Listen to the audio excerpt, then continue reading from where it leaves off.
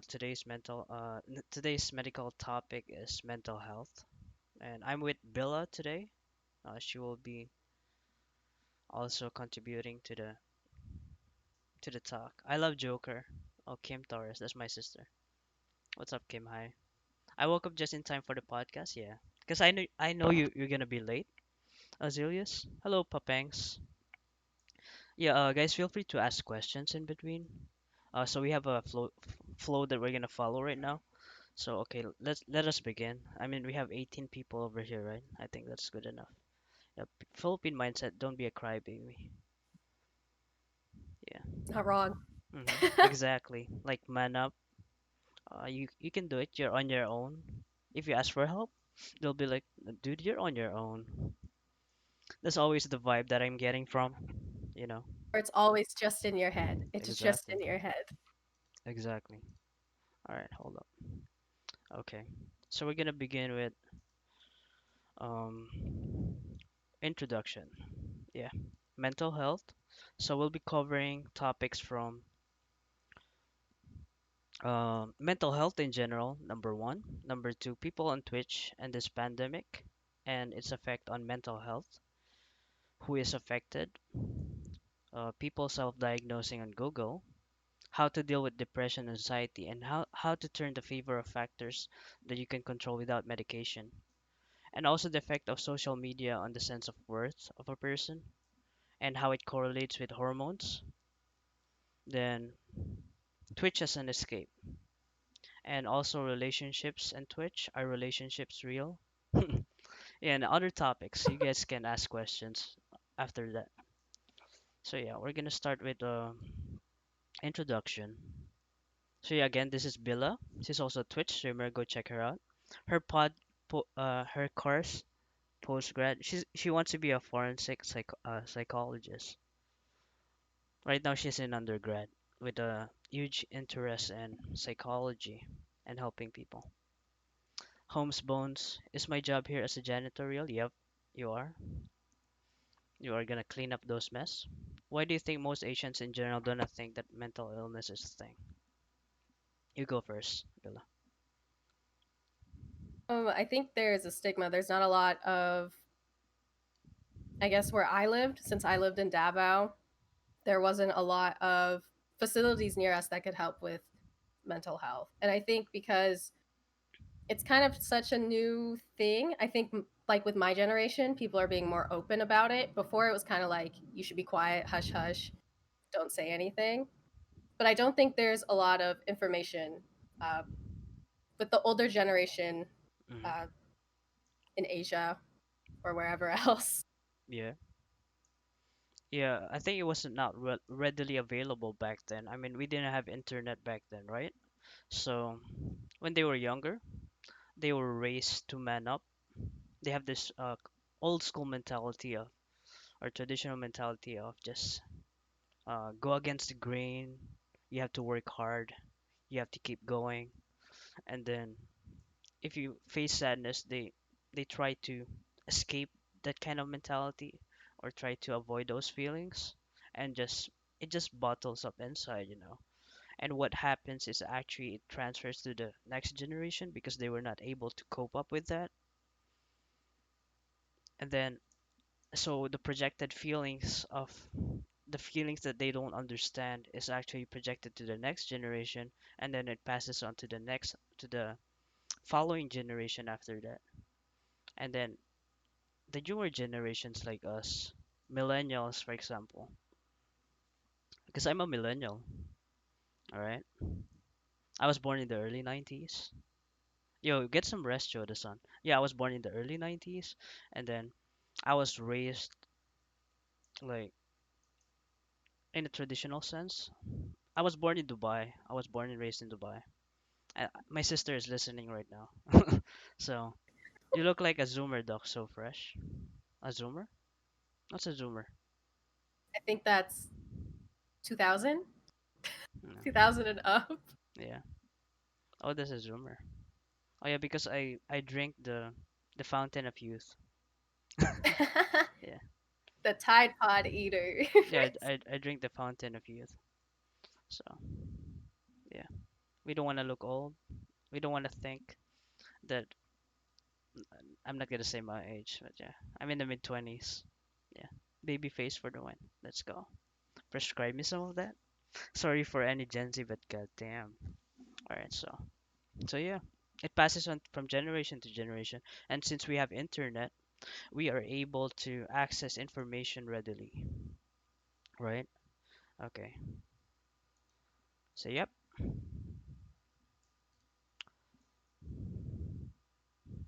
What do you think is more important, mental health or emotional health? They're kind of a tag team Yeah. type of thing. Mm-hmm. Um, I wrote this down, so let me read this. I think emotional health is the way you can express how you're feeling, and Mm-hmm. mental health is the way Exactly. you process that. Yeah, it's like So you your can't CPU. express your feelings without processing that information. Mm-hmm. No, is it? Someone asked, is it emotional health, mental health? Yeah, those are common misconceptions. But yeah, what she said is, mental health. Just think of it as the CPU, central processing unit. So your mental health is what allows you to process the GPU. GPU is the emotional health in that analogy. So emotional health is how you express. But in order to process those expressions, you need to have a good CPU. You need to have a good mental health. You know your chat quite well. Yeah. 10 IQ. Just kidding. All right. Yeah. So yeah, those are the two differences between mental health and emotional health. And people get that confused. And sometimes, like when people have bad emotional health or have trouble expressing it, it sometimes go hand in hand. Like if you have bad mental health, automatically you have bad emotional stability as well. Because mental health is more important, right? The CPU is always more important than the GPU because you can process different tasks with your CPU, but you can't always process tasks with a good GPU, but poor CPU. That's what I'm trying to say. Yeah, mental is more broad. It's more powerful because it can actually influence emotional health. So imagine this: if you have bad mental health but good emotional health, you're good at expressing stuff. Okay, it bottlenecks, yeah. So it kind of chokes. You're not able to express a lot. You can express to an extent. Okay, Shane Gretzky says, I have a 5-year-old daughter who gets very angry before thinking. I mean, real angry, yelling, and she knows that she's not meant to. So is it mental health or emotional? You said Uh, she's 5. yeah, no, Since I work with kids, yeah, go ahead. I would say she's learning. Kids don't really know how to express, so I 5-year-olds can talk, but she's not knowing what's she's kind of testing the boundaries of what she can and cannot do. Of course she'll know, but she's pushing the limit onto what she can do. So that's why kids before they'll bite each other if they get mad, they'll scream because they don't know how to talk to you about it yet. Yeah, the thing about kids is their mind is not fully developed yet, and so their brain is growing. So I would say it's emotional health, and they're still trying to learn their emotions. They're still at a stage in the developmental stage. It's way too early to figure out or to um, lean on towards mental health or emotional health because they're still developing it. They don't have the tools to deal with their feelings. So yeah, in a way, it's also mental health because they're not able to process those emotions that they feel, but it's easy for them to express, to get angry. All right, but they can't really talk about it. They can't rationalize those feelings. That's what processing is. You know what I'm saying? Like mental health allows you to process those feelings and to be able to rationalize those feelings, those emotions. I think you can steer her into the right way slowly, but surely in a way she can process. Exactly. So you have to You'll learn with you have to guide those kids. So I just support her really. Thank you. Yeah. Don't try to negate those emotions like with kids. Don't try to suppress it. But don't be angry at them. I mean, just encourage them to Don't express it. for how they're feeling. You were saying? Sorry. Don't. Don't shame them for how they're Yeah. feeling. Don't shame them for having those feelings because it's gonna take a toll on them. Like as they grow up in their teenage years. I don't think you're in any trouble yet. Just teach me how to express it. Okay, what's the next one again? So yeah, we talk about the differences between mental health and emotional health. All right. Okay. So one of the questions that I think that is very underrated right now, especially in these times, in this pandemic times, is the question like we're supposed to ask the people, are you happy? Like people don't ask that much. Are you happy? I mean, people always ask each other, how are you? What's up? How you doing? How have you been? But people never ask you, hey, masaya ka ba? In Tagalog. Hey, are you happy? Are you feeling all right? What's that? Are you happy? Are you sad? Because those core words actually means a lot. It's much more meaningful than asking, how are you? What do you think, Bila? It is not a question that people ask each other a lot. Hmm. Asking if someone is happy. I don't really ask my friends that either. I kind of ask how they're doing. Hmm. But I think it's important, especially like right now, to ask, are you doing? If you're doing okay, I mean, I think happiness is different for everyone. I think being like truly happy is something that comes with time, where you have to learn how to do it. I feel like happiness is a skill that you just keep learning your entire life. Hmm. And people don't even know what happiness is. Like, what is happiness in the first place, right? What do you guys think? Like, how do you guys see happiness? Do you see it something like a destination, something that you have to achieve, something you have to strive for? Because people always have this misconception. Happy Happy hormone. hormone, Okay, dopamine, okay. Actually, the happy hormone is serotonin, but the serotonin. dopamine, on the other hand, is the feel-good hormone. Yeah, I mean they are both happy hormones, but serotonin is more dominant, like in happiness. Dopamine is the feel-good hormone. It's the reward system, right? So if you have dopamine, you also have increase in serotonin. Yeah. So they're both happy hormones in a way, in layman's term. But yeah, it's much more complicated than that. I didn't mean to confuse you. I have that confusion on your face, right? Like it's like you never heard of serotonin. Oh, wait, I'm sure you've heard of serotonin. Yeah, Yeah. might be thinking of. I thought serotonin was something that helps you sleep. No, that's something else. Melatonin. All right. All right. So most of the time, friends would make an effort to ask your feelings, but end up suggesting things that would confuse you. The thing about people is they like to give advices, but what's more important is actually the introspection, the process of actually trying to increasing self-awareness in order to identify the factors that's bringing you down. And people just tend to like bombard you with advices, which is sometimes unsolicited, even though they mean good intentions. So yeah, what is happiness? Happiness, it's a good in a good way.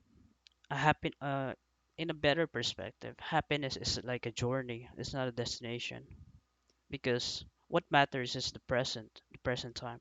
Like right now, what matters is now. Are you happy right now? Me, yes, I'm happy right now. I'm happy. I'm talking to you guys. I'm happy. I'm sharing.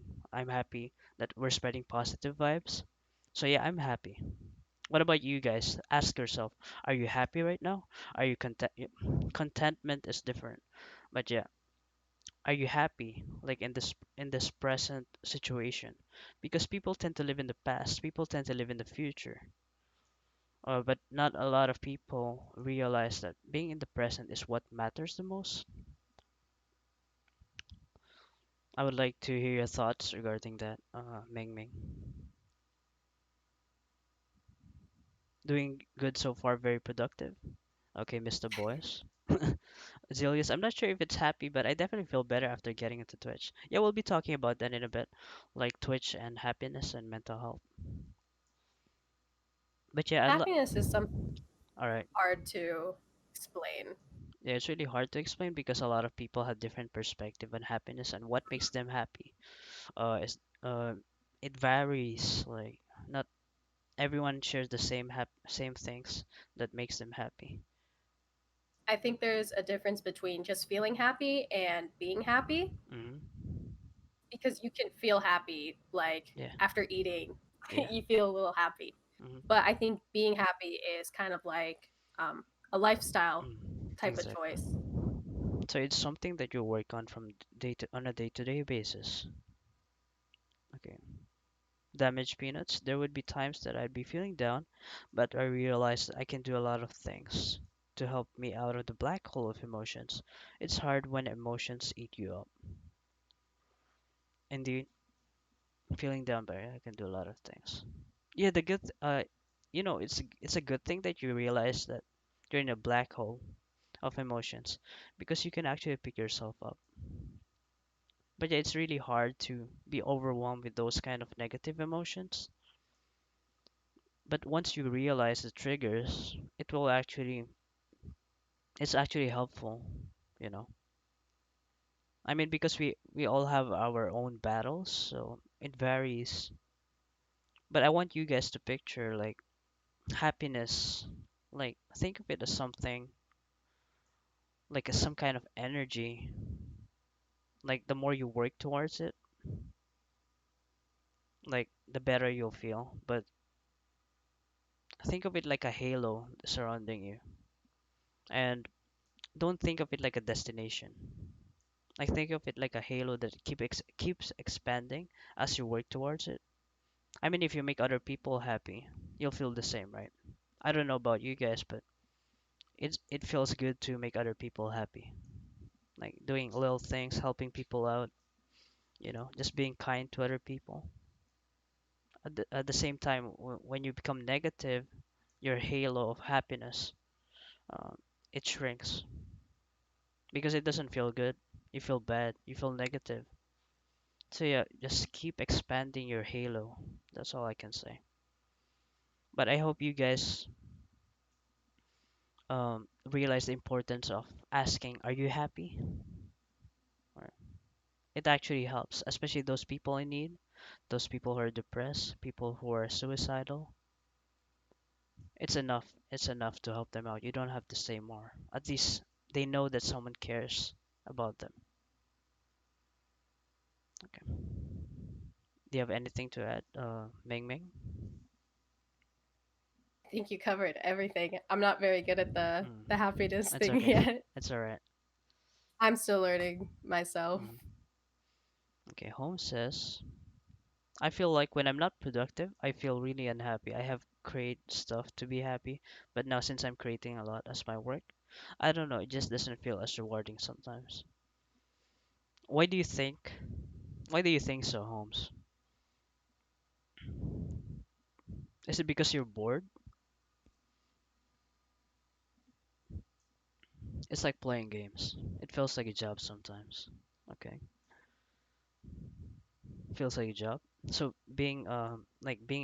like having a job, is it like daunting for you? Like playing Siege or Valorant? Yeah. I get tilted in Valorant and Siege. I mean, I get tilted in Siege. It becomes repetitive. People want the same things. I don't feel the same when you win solo. Okay. It don't feel the same when you win solo.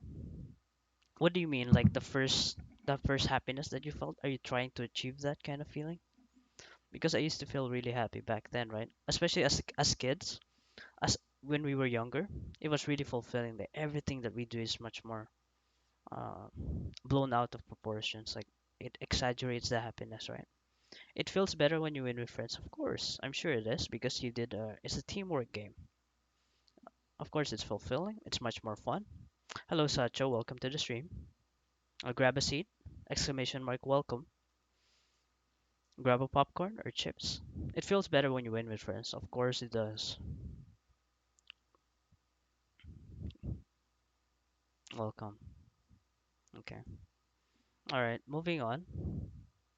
Oh wait. Let me just cover that up. When I'm not productive, I feel really unhappy. The thing is, Holmes, you have to know what's actually the source of that happiness that you felt. Hello, CJ. Welcome to the stream. We're doing a podcast. So you have to know what actually is that. Maybe it's not about creating. Maybe it's the creativity aspect. Accept like a part of your brain, the right brain hemisphere, is actually the one responsible for creativity. When you try to rationalize that, maybe you feel unhappy. You know what I'm saying? Because you feel like it's a job. Like you don't like sequences. You don't like logic in terms of that. You don't want to mix logic with creativity. Is that it, Holmes?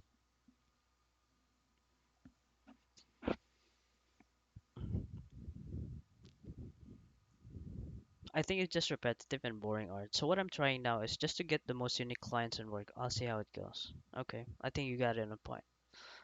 Yeah, because maybe you need variation. Maybe it's in your personality. You're hardwired to work on something creative, like And you need to take a break yeah, sometimes, or it yeah, will get repetitive for you. yeah, You'll lose interest. exactly. You're gonna get burnt out. So that's why I stopped playing Siege as well because it's repetitive for me. I've been playing Siege for like 3 months straight, like every day. So yeah, try to vary it, try to change your projects or try to take up new hobbies. Yeah, I think that's it. You can just try to venture on new things. Wait, let me give a shout out to CJ. Okay,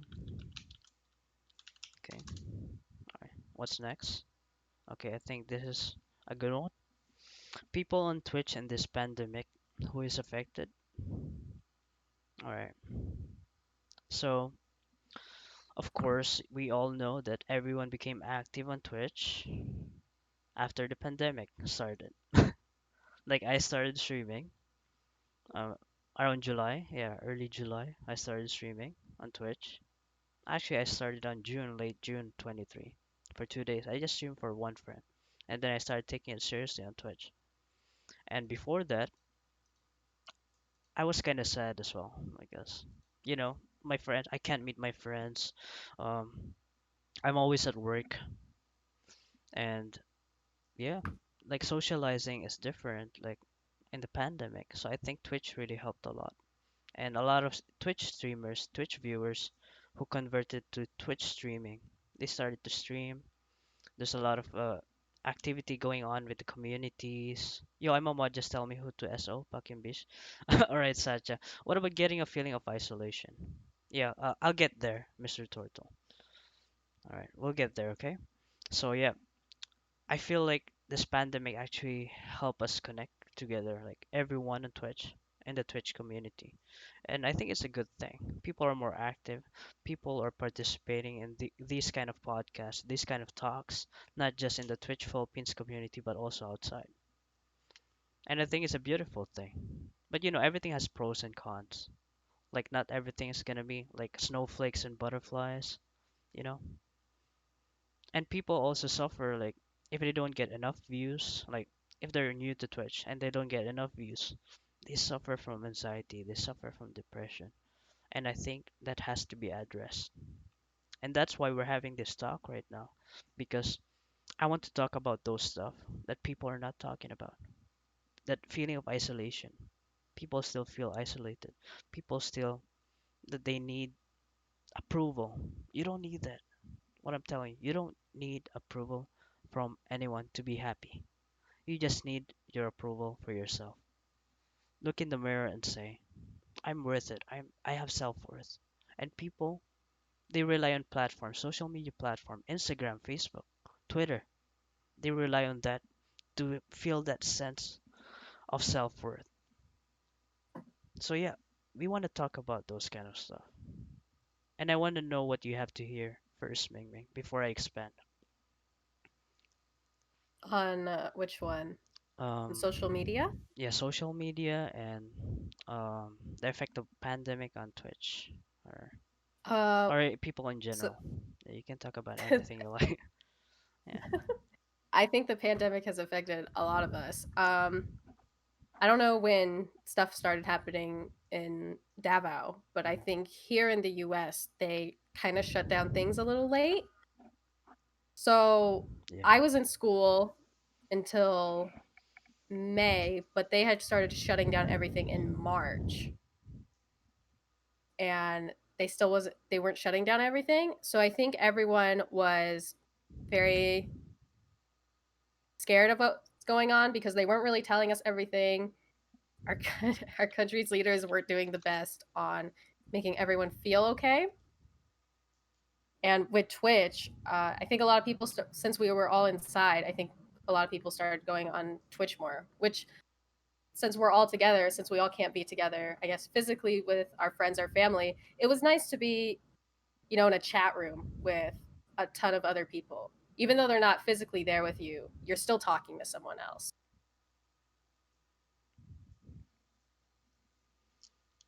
Okay. Yeah. No one avails the hydration. You can still avail the channel points. Just don't avail the push-ups right now because that's not appropriate. Or the flex the biceps one for the no, no. Show the tattoo. Oh my god, there's gummy. I'll show that later. Okay, gummy. Thanks. I just said it. You can do the hydration right now. We're doing a serious talk right now. So,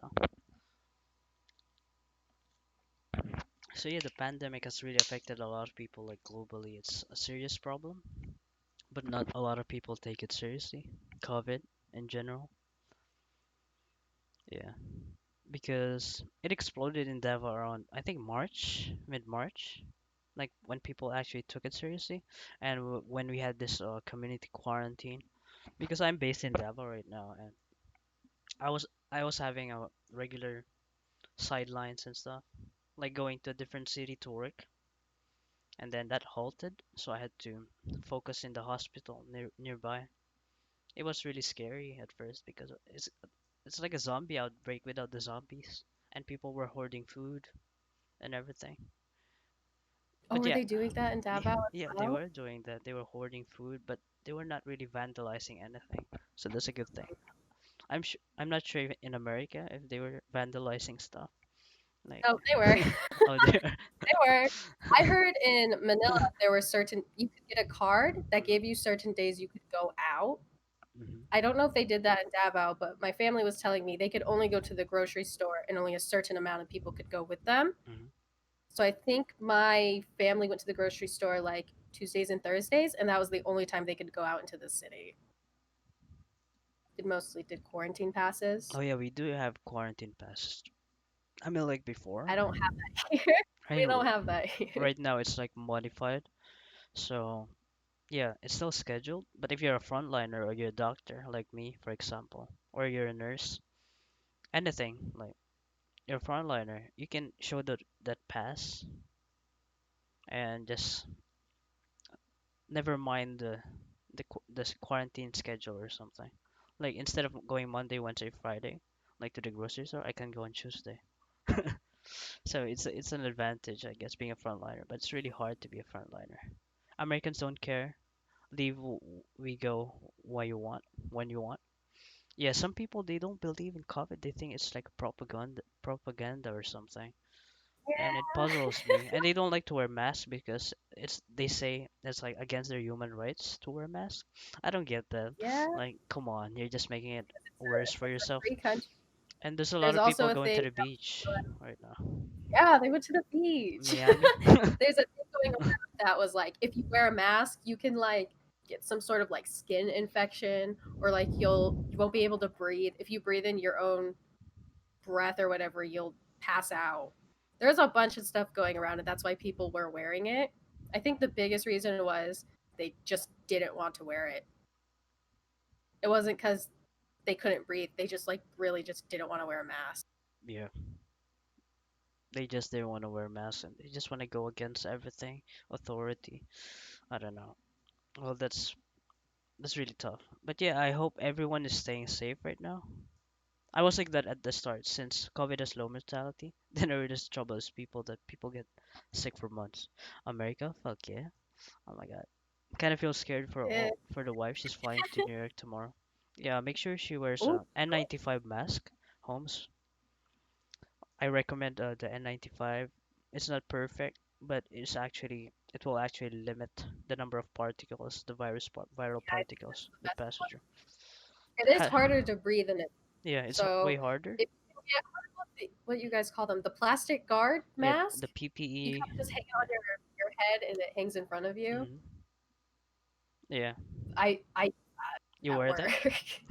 I do. Yeah, I mean, you never know when people are not protecting themselves. Yeah, the face shield is actually good. The whole mask situation is insane. You get people that wear masks only above the lips. Oh my God, yeah. And some people they just show no, yeah, like they show their nose, right? They reveal like they're just masked like this, and then their nose is like exposed. So what's the point? What if they sneeze? What if they inhale particles, right? They don't understand that the virus is a respiratory problem. Yeah, so you guys, what I recommend is like, as a doctor, as a professional, if you're in the buffet, people still go to the buffet right now. So if you're in the buffet or a grocery store, I would advise against wearing those plastic gloves. It's not actually helpful. It spreads more virus, more viral particles around surfaces, inanimate objects. It stays there, okay? And that will actually spread the virus more. And you might accidentally touch your clothing or something, or your your stuff, or the grocery stuff that you bought. So yeah, instead of using those gloves, just use your bare hands, and then every time you touch And something, yeah, make sure to wash wash your your hands. hands. Hand Antiseptic sanitizer. gels or hand sanitizers are not perfect. Yo, thank you for the follow, Aku and Shane Gretzky. There's also I don't not have touching your alerts right face, now. which is to do. Learning how to not touch your face. Yeah, so don't touch your face. Like when you feel something is itchy, just try your best not to touch it. Or wash your hands before you touch your face, then wash your hands again. Seth, But washing he's your just hands is more important than actually using hand sanitizer because it doesn't actually kill 99% of bacteria. It's if your exactly. hands are soiled, wash your hands. But if you think that you touch Uh, something dry, also wash your hands, okay? And after that, you can use your hand sanitizer. It's just last resort when you don't have access to hand wash. Since it's detected at an early phase, they're gonna be fine. Let's hope for the best. says he's got a 1-year-old baby. Um, this hasn't been proven, but since I'm working in a daycare, apparently children, I think under the age of 9 or so, they don't show symptoms. Hmm. I think it's because their immune systems are still developing, but they mostly just won't show symptoms if they do have it, which is Hmm. also a little bit scary, but he should be okay. My mom got the virus because she works in a hospital, and my sister fortunately did not get it, even though she lives with my mom. But it was a lot of Lysol spray. Lysol spray. My sister had to wear a mask. She cleaned everything around her. I think if you wear a mask, it's not to help you from getting sick. I think it's To from protect other others, people. yeah, Yeah, to from protect other other people. people. All right. So yeah, that's pretty much it. Just try to stay safe. Try to protect yourself. Self protection. I hope. Is my mom well Yeah. How's now? your mom? She got the virus in late March. She's okay, thank God. Is my mom is about 50 and she has very bad asthma, so that was very scary. That was. I mean, that But is she's really okay. scary. The only thing that she doesn't have is her taste. She can't taste food still. It's Yeah, been a few months. She just can't taste things. it's a symptom. Oh yeah, the difference between guys, the difference between signs and symptoms is for the signs you can test them, and for symptoms it's very subjective. It's subjective for the patient. The taste will Does come the back taste come back? It should. eventually because what's affected is the respiratory system, right? So the respiratory system influences the taste too. Like when you smell something, it actually try tasting something without smelling it. It actually like degrades the Don't taste. taste it. Yeah, won't be able to taste it. That's why if you like drink some not very tasty medicine, you hold your nose Yeah, so you don't taste it. exactly. It helps because the taste like it goes to your respiratory. It kind of touches your palate, your respiratory system. But anyway, yeah, let's get back to the topic. COVID. COVID actually has a huge impact on mental health. So I hope everyone's staying safe, and I hope people are actually taking it seriously, especially in this chat. If not, then I'm gonna spank you, Cap. So a lot of people are There's a affected right now, your door. especially people who are depressed, people who are anxious, and people who have ADHD. They actually have it worse, you know. Kinky, Mr. Torto. I have I was diagnosed with ADD, which is I guess ADHD now, Hmm. uh last year in March. So it's been pretty hard to stay home because I think people who have ADD or ADHD need a routine. And that's like, going to work, going to school. And now that they're stuck at home, they have to come up with an entirely new routine on how they need to do their daily tasks because now everything is all mixed up. Who's Ming Ming? I'm Ming Ming. Her name is Meng Meng. Her nickname is Meng Meng. Yeah, so you need a routine if you have ADHD in order to actually maintain focus on something. I get diagnosed. Um, well, I have a doctor, and I was telling him I was a senior in high school, so grade 12. I was telling my doctor like I couldn't focus. It plays in with my anxiety as well. So my anxiety and my ADD go hand in hand. So I got diagnosed by telling my doctor that like I couldn't pay attention in school. I wasn't able to read. I could not read my books without having to like reread them all over again. I have very bad concentration. um, if there's a lot of stuff going on around me, I cannot focus on just one thing. So after telling my doctor all of that, he didn't really give me an examination. He said we should try out some sort of medication for ADD and see how that did. And I think when I took the first time I took my ADD medication, I cried. Yeah. How old were you? It was my mind had just gotten like so clear and I could finally pay attention to things. Like I could finally sit down and just read a book. Wait, what did you have? Ritalin or Adderall? I have Concerta, which is kind of like Ritalin. Mm. Yeah. I think Adderall would knock me out. Yeah, I Adderall think is. I'm a little too tiny for Adderall. I think Adderall is a little bit too extreme for me because I'm not hyperactive. Mm. Like I'm not bouncing off So the you walls, have and that I think attention Adderall. span problem, right? Was it? Hmm? Is it the attention span? That's your problem. Yeah, the Yeah. attention span. I'm not like super hyperactive. Hmm. Like talking really fast or like bouncing off the walls, as they usually say. I see. I see. Because you have to I've divide. heard You have that. to divide the parts of ADHD. There's the attention deficit side and the hyperactive side. So not a lot of people have the same symptoms of ADHD. It could be one or the other. So for in her case, it's the attention deficit part, like the attention span. I think I failed my certification exam last week because of lack of focus. Are you Yeah, I for failed real? my driver's test the first time, Because I fear I'm a but I smoker. wasn't on medication and I hadn't been diagnosed yet. So Mhm. driving is pretty hard. You should probably talk to your doctor about that because spacing out is very, very dangerous while you're driving. Yeah, that's very dangerous. I mean, if you think it's that serious, where you can't focus on one thing, then you should get it checked.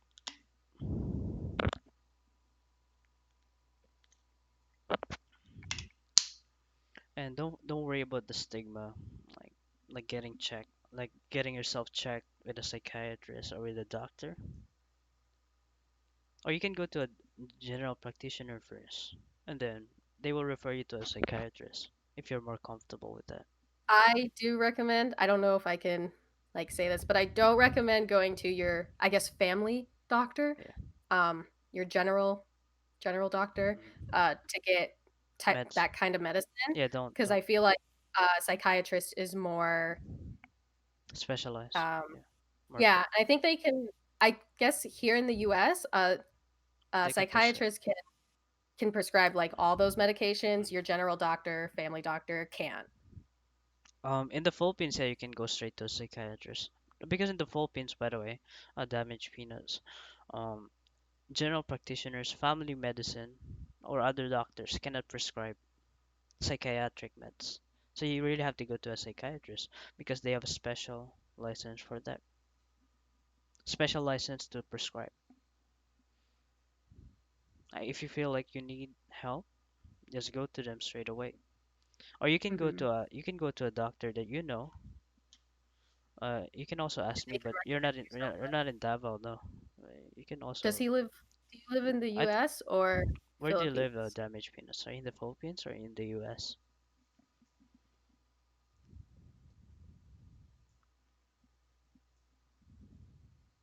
I'm in Manila. Yeah, you can go straight to a Oh, okay. psychiatrist. Someone you know or someone recommended. And make sure it's someone you're comfortable with. Like, it really matters. Like, it's an important factor. Just don't go to any psychiatrist that's available because comfort is actually important. If you want Mhm. to confide into someone. Um, have you done any tests before, or are you just going to go straight to a psychiatrist? Because I know here they do testing before they uh, actually give you to the psychiatrist to do more evaluations, because that's how you'll get diagnosed unless you've already been diagnosed before. You haven't done any testing yet. If you go straight to a psychiatrist, they can conduct those tests. They may also give you some paper to fill out, a mental status Hmm. exam. They'll ask you a bunch of Yeah, yeah, questions. they ask I you a remember bunch of I questions. did it when I was in You feel like I have every I was symptom. 12 and it took me about 6 hours to complete everything. Wait, how much paperwork is that? Like how many pages? Well, I didn't do a lot of paperwork. It was a lot of tests. Hmm. So they did like the attention test, Hmm. which is like I had to click a button every time I saw a star or something. Um, it was a lot of questions on how I was feeling. They gave me situations on what I would do. They asked a lot about my background. They did a blood test as well to see what medicine would work for me with my genetic makeup. Yeah. What did they What say? kind of medicine did they give you? The one you Um, mentioned earlier? Is that it? I'm basically a trial and error. Okay. I've taken probably every antidepressant you could think of. Hmm. Did it Um, help? no. I'm very small, so I'm about 5'1" and weigh about 100 pounds. So depending on what medicine and what milligram it is, uh, it could make me extremely sick, or it wouldn't help me at all. So it's a lot of trial and error with medicine. I feel like is therapy out of the question? Is better. No, No, therapy is not out of the question. it's I not out of do the think question. medicine is very. It is a very good question. Yeah. I think. Oops. I think medicine. I was taught that medicine should be your last resort, but I don't think it should be. I think if your ADHD is that severe, you do need medicine. Like you shouldn't be afraid to take medicine. It's Never be there afraid. to help you. Hmm. But I think also having a therapist to talk to, or a psychiatrist, psychologist to talk to about it is um, also a very good way to help you out with coping mechanisms, how to, because medicine won't cure everything, So you'll have to develop coping skills and coping mechanisms. Because you can deal with these problems. Like if you're suffering from depression, anxiety, you can do conservative management first because it's pretty invasive already. Like when you're taking those medications and you're getting admitted to the hospital or something, like this that requires long-term treatment unless it's really serious. Like, Mm-hmm. but in serious cases too, you can also deal with them conservatively if you have the willpower to do so, because it actually needs a lot of It's a lot willpower. of Yeah, like actually. and also like a lot of energy is exerted to that effort. Mm-hmm. So yeah, how do you deal with depression and anxiety, and how to turn the favor of factors that you can control without medication? Okay, first of all, let's see. Depression, right? For example, if you have depression, um, you're lacking in those feel-good hormones and those happy hormones, serotonin, dopamine. That's very low. Like your borderline, like your baseline is very low. So what you have to do is you have to fix your diet, fix your sleep, and it takes a lot of willpower to do so. It's easy to tell you what to do, but the challenge is actually doing it. You know, if you want to work for it, if you really want to be, if you want to help yourself, you gotta work hard for it. It's just like building muscle. It's like going to the gym. It's like exercising. It's like playing a video game. It's like setting a goal for yourself and trying to achieve it. So factors that you can control. There's a lot of things like sunlight. People underestimate sunlight. You actually need it. It actually helps. It makes you feel good. It will make you feel good. Just a few It'll feel minutes, yeah, just a few minutes of sunlight every day is good for you. 15 minutes around the sun, like under the sun, Mhm. like maybe in the morning, is actually good for you. It will help reduce anxiety. It will help reduce depression, even ADHD, because there's a lot of stuff that the sun can give you. Vitamin. All right. You need that to process calcium in your body. Calcium is also an electrolyte in your body that is essential for you in order to process those biological stuff in your body. So yeah, there's a lot of things like improve your sleep, sleeping patterns. Because I know some people here they suffer from depression. Sometimes they feel down for no reason. Because there's a difference between sadness and depression. Sadness is just feeling bad because there's a trigger. It could be a loss of a loved one. It could be because you broke up with someone or you're broken up with someone. There's a breakup. It could be because you're lonely. But depression, there's no reason why you feel like that. It's just an imbalance in the hormones, the biochemical stuff that's going on in your brain. So yeah, you can help yourself. You can talk to people who are close to you if that makes you feel better. It actually helps venting out to other people, but make sure that person that you're confiding in actually cares for you or is a professional. It's very hard to vent to Yeah. other people because you feel Mhm. like you don't want to put your problems onto Yeah. them. So you have to pick the right person or the right audience for venting out. And there's a lot of people willing to listen, but not a lot of them are sincere. You have to know on your own if it's the right thing to do. And yeah, being sad is okay. Feeling sad is okay. It's normal part of our daily lives. Like happiness is not the only thing, not the only emotion that you'll feel. In order to feel real happiness, you have to experience sadness as well. Because if you feel happiness, like straight up, everything's gonna be like like that. And the threshold for happiness is just gonna keep going up. And you're not gonna be contented when that happens. Like when the baseline is so low or so high, you can actually appreciate feeling sad sometimes. You actually um if you savor those moments where you're sad or you're broken up, it's actually being vulnerable and being human.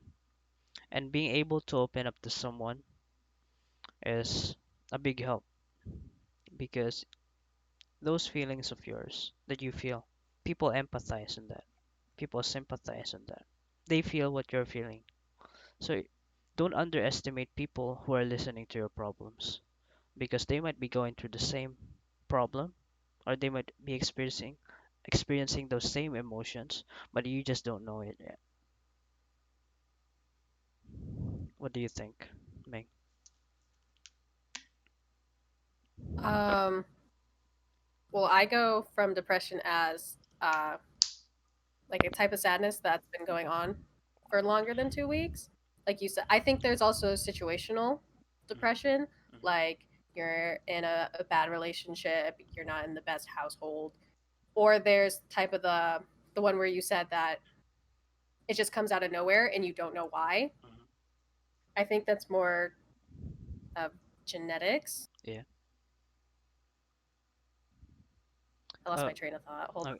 it's okay. It's okay. So yeah, there's a criteria for depression in the medical aspect of it. So we have a thing called DSM-5. So there are many criterias for depression. Yeah, it should be 2 weeks to diagnose depression because the individual must be experiencing five or more symptoms during the 2 week period in order to be diagnosed as depression. And it should be either depressed mood or loss of interest or pleasure because people who are depressed, like their activities or the things that they do in a daily basis is actually diminished. Like that feeling of satisfaction that you get from doing those hobbies, like eating, playing video games, it's not fun anymore for them. So yeah, that's one of the symptoms. So if you have diminished interest or pleasure in all activities most of the day, nearly every day, that's a sign of depression. There's just one sign though. And also weight loss is or weight gain is also another is this criteria. just like regular depression, or because I know there's different types as well? Hmm. No, depression in general, like in the criteria. Okay, It's one of the symptoms, even in the general, what do you, major depressive disorder? major depressive Yeah, disorder. it's also part of that. So yeah, if you have diminished interest, if you have significant weight loss or weight gain, or decrease in appetite or anorexia in every day, that's a sign of depression. Slowing down of thought and processing, and reduction of physical movements. You move so slow, or you feel sluggish, fatigue or loss of energy nearly every day, feeling of worthlessness, excessive or inappropriate guilt nearly every day, diminished ability to think or concentrate, indecisiveness. That's all symptoms of depression. And yet, to receive a diagnosis of depression, it must be clinically significant distress. And you'll notice it like when people have depression because it's so sudden, it can be abrupt or it can be gradual. And yeah, the most common cause of it is low serotonin, and it is due to age-related health and brain changes, poor diet, chronic stress, and poor sunlight as well. So yeah, you were saying something about the different kind of depression. I because I know there's like postpartum, which is for after people give birth. Hmm. Um, I had my list. Oh my goodness. Sure, sure. Go ahead. 'Cause there is a different criteria for diagnosing Yeah. with the certain types. Hmm. But I think the one you're mostly talking about is like the MDD, Okay. Yeah, the major MDD. depressive disorder. Hmm. There's bipolar as well.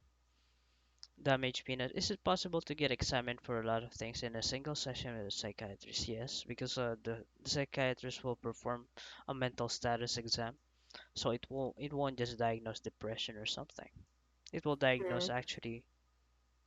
Uh, the psychiatrist will look into it, okay, and You'll they get will be able everything. to, You yeah, they'll won't get just everything diagnose because for they're a one thing. professional. They'll check for everything. Mhm. Because when I was in medical school, when I rotated in psychiatry,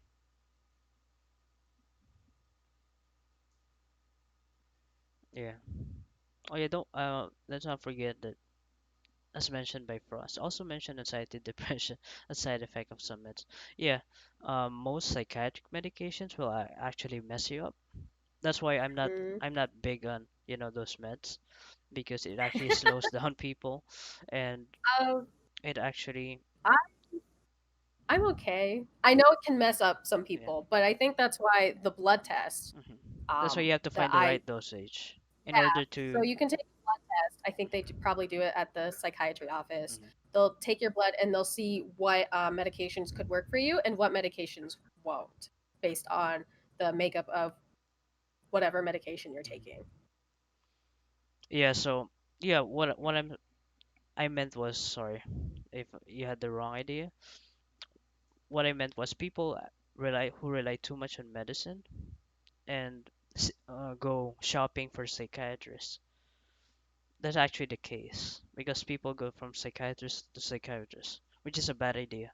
You have to tell your Mm. psychiatrist that you want to go a different psychiatrist in order to actually get the proper meds and the proper dosage. Because if another psychiatrist gives you these allotted psychiatric meds or these medications, and then he didn't know that you had past medications, the history of past medications is important and essential knowledge Do for they a do physician. that in Philippines? In the Philippines, Like, they do shopping for psychiatrists, 'cause I and know they try to hide it. you're if you go to your like current psychiatrist and you tell them you want to go to a different one, they legally have to transfer like all your records Yeah. to the next psychiatrist Hmm. It's with like it's actually the case here too. But yeah, continue. Sorry.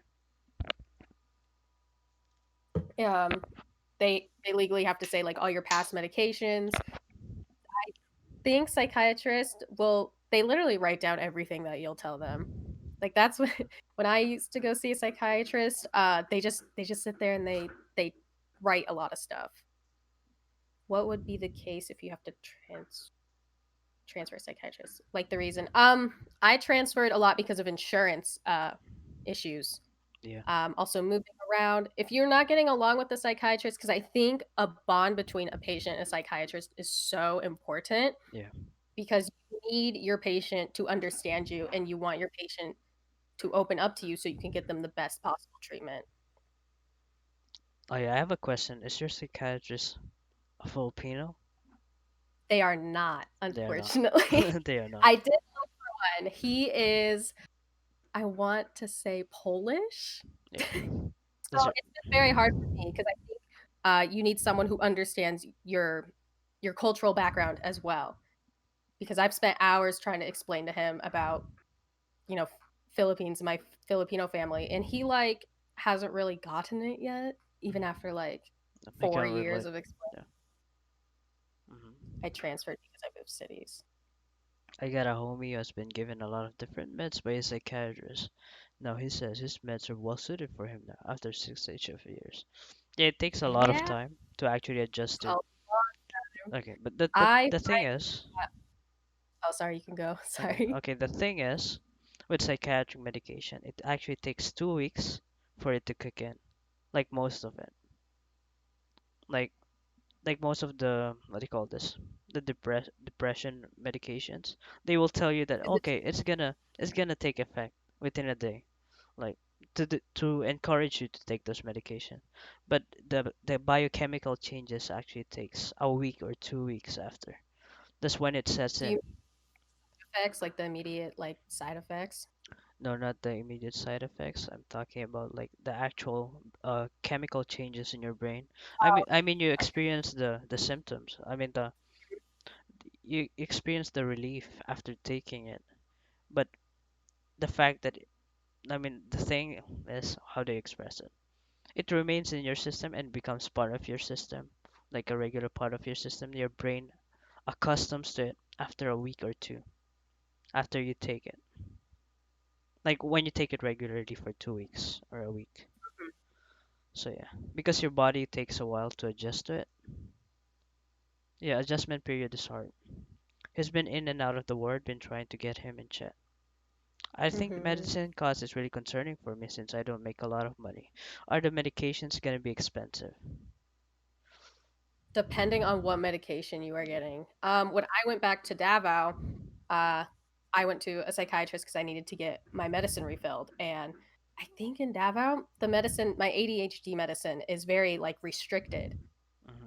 So, but the psychiatrist said she had to write like three different prescriptions for me, and I had to go to a very special, I forget what they called, mercury Mercury drug. drug. Yeah, Mercury drug. This is Yeah, a I this is a had to brand. go to, This is a brand of the yeah, pharmacy.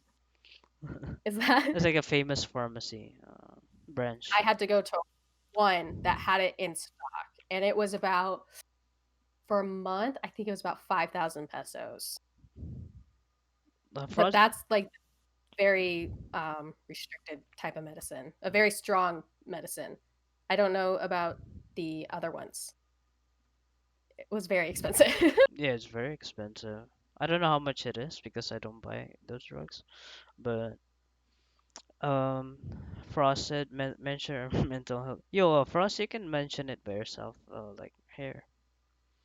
But yeah, mental health agency actually helps with financial aid with the DOH, Department of Health. Department of Health is like a um, huge department in the Philippines. So it helps people around the world. I mean, hospitals around here are affiliated with DOH. But yeah, if you need financial aid, you can go to social workers. You can, we have a budget for it, yeah. So if you guys need financial aid in the Philippines, like to get access to those drugs, you can contact DOH. I haven't read much about it for us. If you know more about it, you can share it to chat. Oh, there you go. She's a volunteer. So yeah, those drugs are really expensive. Um, Ming Ming. Stop taking your Yeah. meds. So yeah, Oh, I should add, dropping your meds like cold turkey, like taking the full amount of your meds one day and then just stopping it the next. That's very, very dangerous. Please don't do that. yeah. Don't just halt and stop it. Like if you decide that you're okay, please don't stop your Mhm. meds. Make sure you consult your psychiatrist or your doctor first before actually changing your lifestyle with medications.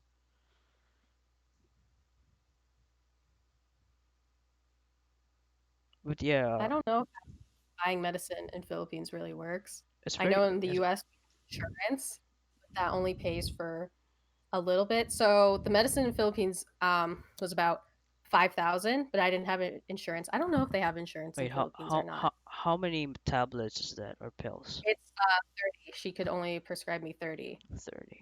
And I had to it had to be like, it was very, very restricted. So I could only get 30, and I Hmm. had to call in It's or like go controlled. see Yeah. her next the next like 30 days because Hmm. I couldn't get it like the 29th day, but it was 5,000 pesos in Philippines without insurance. I don't know about insurance Hmm. really in Philippines. I know here in the US, my medicine is about $400 That's a lot. US. Yeah, that's a I lot. have insurance, so it is Oh, also around 5,000 pesos. So it is cheaper in Philippines, it's cheaper. but I That's know 5,000 pesos is a little bit that's too like a much hundred for, bucks, right? Yeah, a that's a little hundred bit bucks too for a much month. for a big one. Okay, Here it's just extremely, extremely expensive. okay, okay. People got some questions. Wait, what? There's a financial aid? Well, thanks, Dr. Liquid. Ivy, yeah, there's financial aid. If you wanna get in touch with those people, I think EA Frost might be able to help you. Go, message her if you like. She's a good friend of mine, and also she volunteered for DOH. So yeah, she's very reliable and trustworthy. Okay, questions. Once I got into touch with a psychiatrist and she has given me a lot of meds, let's say, is it okay for me to get an option like once I have the money, then there's a time I can only buy meds? Yeah, that's why we have to get in touch with those financial aids and damaged peanuts. But yeah, you can talk to your psychiatrist first, or you can talk to your doctor first and tell them your financial situation. I'm sure they would understand and they can help you accordingly. I mean, they would adjust for it. Is it okay for me to get an option like once I have the money, then that's the time I can only buy meds? I'm sure you can because you know some doctors even have free medications. Like they're gonna give out those medications that they have in stock if they're really good, if they're really nice to you. Okay. And they usually give only 30 days supply because it's controlled in the Philippines. I don't think you can go more because people abuse it. Like there's a lot of Hmm. people who abuse medications in the Philippines and a lot of people who forge prescriptions. I mean, EA Frost in chat is a pharmacist, so she knows that. She can vouch for that. If you have severe panic attacks, you should take your medications, Ivy. But yeah, there's a lot of things that can contribute to that. You can try to do conservative management if your symptoms are not so severe. But I think medications will help you with your biochemical changes faster, in order to get you back in shape and mental shape. They'll keep a Hmm. record for you so they know you're supposed to go back for your next regimen. So how's everyone doing today? What a chill stream. Yo, Hot Cheeto Burn, what's up? Welcome to the stream. Thank you for the follow. We're just doing medical talks right now, focusing on mental health. Thanks for the insight, Doc. I'm getting a lot of answers right now. I should get in touch with one soon. I'm glad that we have enlightened you, Damaged Peanuts. You're welcome. Oh, your seat is number 53, Hot Cheeto Burn. Make sure you get chips or PC or popcorn. Also, if you change doctors, please mention all your medicines you're taking so you don't suffer from polypharmacy. Exactly. I mentioned that before, Frost. I don't know if you were here. But yeah, past medical history is more important. Even your other health issues like diabetes, hypertension, because some medications actually have side effects, even if you don't take excessive amounts. They have side effects such as sleepiness. So if you have Hmm. narcolepsy, for example, if you have sleep apnea or narcolepsy where you have trouble like staying awake, if you have hypersomnia, some medications can actually aggravate that like sertraline, for example. It can make you sleepy. It can make you slow. It can make you sad. Hmm. Some medications make you sad, like make depression worse. So you have to know, like the doctor that you're consulting has to be a professional about it.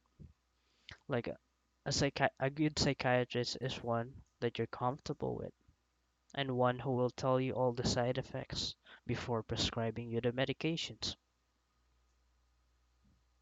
You guys have a great day. Good luck and God bless you. Thank you. Thank you, Hachito. Thank you so much, Hachito Burn. Great work you all are doing. Wonderful channel. Thank you. Thanks. Do you have to go, Hachito? Thanks for dropping by, man. Your diet also interferes with your what? Your diet also interferes with your diet? Your diet also interferes with your diet. Oh yeah. Meds interferes. Yeah.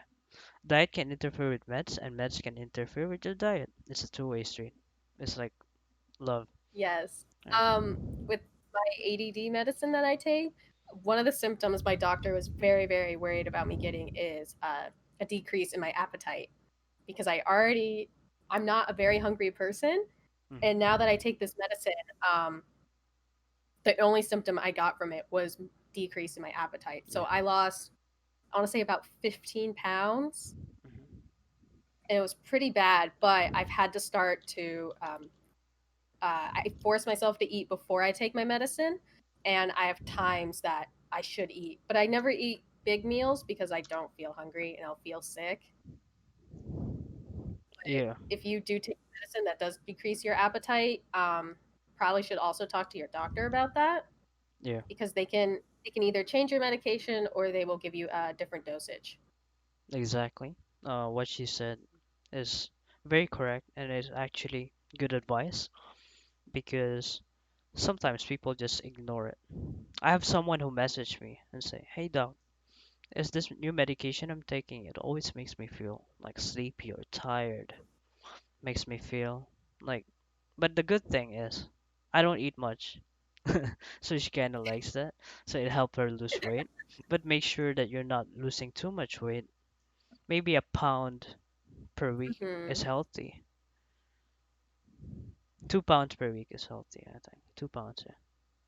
If you're actually trying to lose weight. Sorry, gipangitan. Okay. Alright. I don't think Holmes understand what you're saying for us. He's not beside. Okay. Yeah. Frost is also from Davao. Jinkor is originally from Davao. Oh, you Holmes? You understand Bisaya? I didn't know. My bad. But yeah, dosage is very important. Like even micro changes in dosage can be a game changer for you. It can actually separate. There's a thin line between decreased appetite or increase in appetite. Jensen, Davao, we move a lot. My mom's from Leyte, and my cousin was a volunteer in Davao. I see. That was a nice place. Yeah, Davao is I'm a great. bit biased though. I'm not biased because I was born in Dubai. I was born and raised in Dubai. Then I lived in Manila. Then I transferred to Davao. I But like Davao more than Manila, yeah, it's but much I'm more also chill. extremely biased. Yeah, everyone's biased in chat, like even Frost, I'm sure. Okay. So yeah, what were we? Hot wind. Yeah. So, do you guys have any other questions so we can move on to the next one?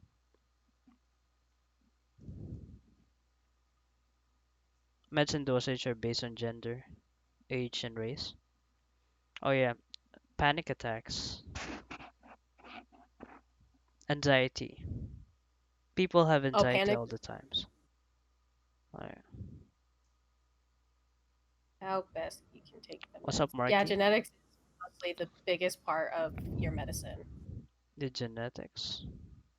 Also, Genetica? Gen genetic. is I that know for me was my weight and height because I'm so short and I'm so small that most of the medicines, like even the lowest dosage of some sort of medicines, would just like knock me out. They would make me tired or they would make me really dizzy. Um, what happens if you have severe anxiety? what happens if you have severe anxiety? You lose focus. You You lose mean like when you're having an panic attack anxiety attack or or anxiety attack. panic disorder? Because I know in like general GAD or general anxiety disorder and panic disorder are all under the anxiety spectrum, but they're two different diagnoses. Yeah, it's separate. So you can't put panic attack and anxiety in the same one. But panic Mm-hmm. attack uh can have signs of anxiety before it happens. And after the panic attack, you can have anxiety, but it doesn't necessarily mean you have general anxiety disorder because panic disorder is different. What do you mean by that? If you want to expand more, Jinkor, so is there anything specific to that? Sometimes I wake up from sleep extremely scared for no reason. You have uh, Panic sleep attack. paralysis. No, she has panic attacks. Oh, That wake up sounds from like panic sleep. Oh, attack. she said Yeah. not sleep. Okay, sorry. Okay. Oh, Marky. Oh, we were talking about depression a while ago. I'll try to fill you in. How does one cope with depression? Change in lifestyle, diet. These are non-medical advices. Change. These are medical advices, but non-pharmaceutical approach. Exposure to sunlight is important. 15 minutes a day. It can lift up your mood. What else? Diet. Change in diet. Eating more protein is actually helpful. And fats. Carbs, not so much. Carbs can actually make you depressed. Then what else? Oh, distraction, playing video games, talking to people, confiding into people. Because depression is like a biochemical change in the brain. There's a lot of spectrum in depression. Some people are bipolar, where they feel happy, they feel manic depression. They feel sometimes that they're high, they're really happy, and then they drop and they're really sad. It's just the way you cope with it, and the way you increase in awareness can actually reduce it. Okay. Okay, yeah, so Ivy has panic disorder. What do you think is the trigger for that, Ivy?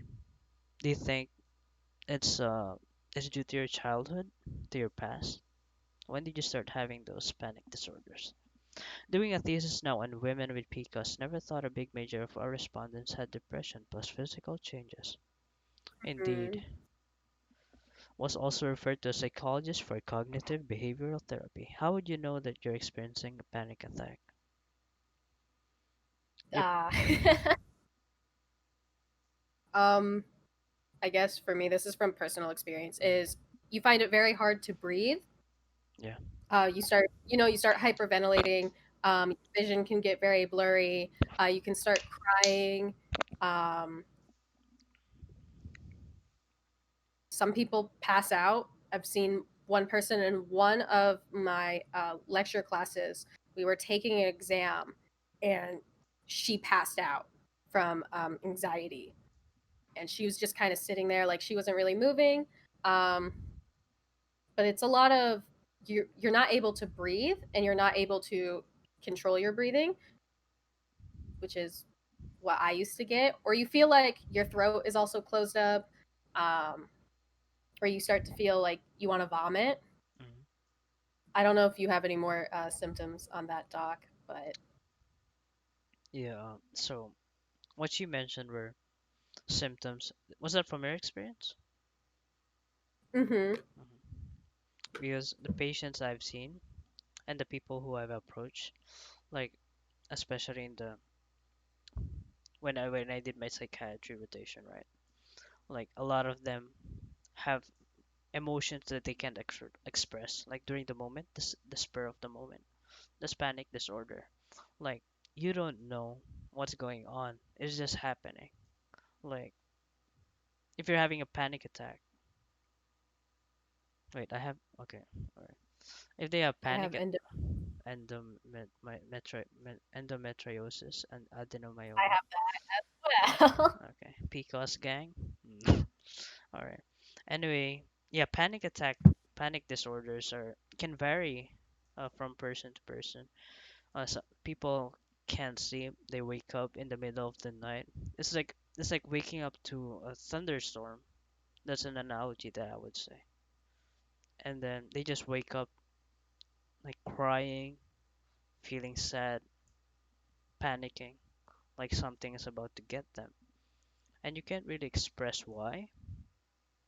But yeah, due to traumatic past experiences, it's actually that's the trigger. And it just from PTSD, post-traumatic stress disorders, if you had a bad childhood or if you have had a bad past, if you're unable to cope up with those emotions, they build up. And then in adulthood, you experience those kind of stuff.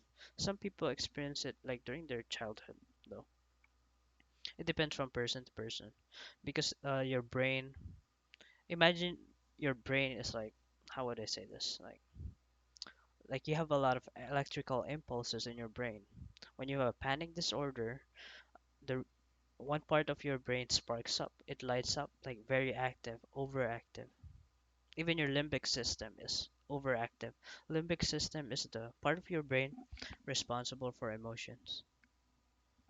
So yeah, it lights up and then it goes dark, then it lights up again. Okay, so where were we? Okay, let me read chat. My traumatic past experiences, they kind of piled up. Yeah, so what I was saying, it bottles up, right?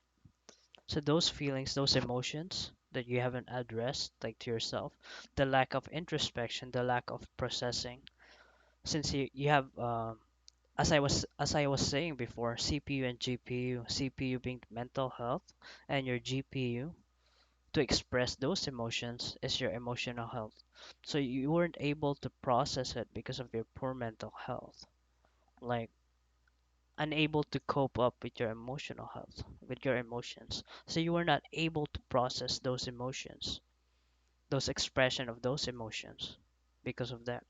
Because there's something holding you from that. And that's why you're experiencing panic disorders. So once you start to address those stuff, once you start accepting those feelings, those emotions, the fact that you have no control over those things that cause trauma to you, once you start accepting it slowly, like it takes time, it takes time. Time heals all wounds, but you have to work your way to it. Let me read. Okay. I see hearing that right now. It does He describes whenever I think about death. All of a sudden my chest would feel like it's caging in. I couldn't control my breathing. And low-key my vision would blur. But then again, I don't know, maybe just me being scared of what's next after death. Okay, there's a lot of things going on in chat. Hold up. Is there a contact person? Okay, they're talking about. DOH. Admission that there's something wrong in me was the hardest. But once you start accepting that, IV or chat, you're gonna feel relief after it's all over because it's a process. It's like you take it one step at a time, Ivy. Like having a panic disorder is not a joke. People don't, not a lot of people, not a lot of individuals actually know what panic disorder is, like depression.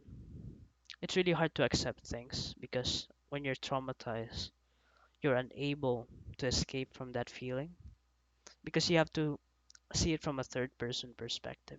You have to separate yourself from that trauma. Try to separate yourself from that trauma. It will actually help you. Like, my past is not me. My past is not the person who I am right now. I'm a different person right now in the present. I am me. I am here. I'm in the present. I am grounded. And I want clarity. So, yeah. What about you, Meg? Are you okay? I'm reading chat actually. Okay. Mm-hmm. I'm responding to some people. I see All right. someone asked about is there a cure for PTSD, and then Yeah. I think someone else there's a Okay. companion dog. Um, I think PTSD is a very hard thing. Yeah. I know to get diagnosed with PTSD, you have to have these symptoms longer than a month. I cannot remember what the DSM-5 says are like the requirements. Mm-hmm. I just know these certain symptoms have to go on for longer Mm-hmm. than Which one for depression or no PTSD. PTSD? I know it's longer than a month. You have to have it. If it's Okay. before a month, it's called acute stress disorder, which is something that happens right after a traumatic. But if you're having it longer than 1 month, that is PTSD. I do not think there's a cure for that, like a cure all. But I know a lot of veterans. I know it's but basically seen in people who have been at war, and I've heard dogs help. Yeah, dogs help a lot. Mm-hmm. Okay. I mean, DSM-5 is like a criteria for all mental illness because it's really hard to memorize those. Even psychiatrists don't memorize those. They have a paper. But yeah, we'll discuss it right now. I went over it like back then, years ago.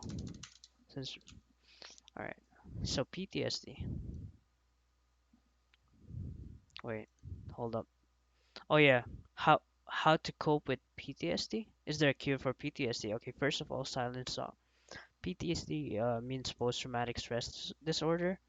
It usually it usually is the definition of like having trauma, no, having that kind of anxiety or having that stress after a very major event, like a major event in your life, a negative major event.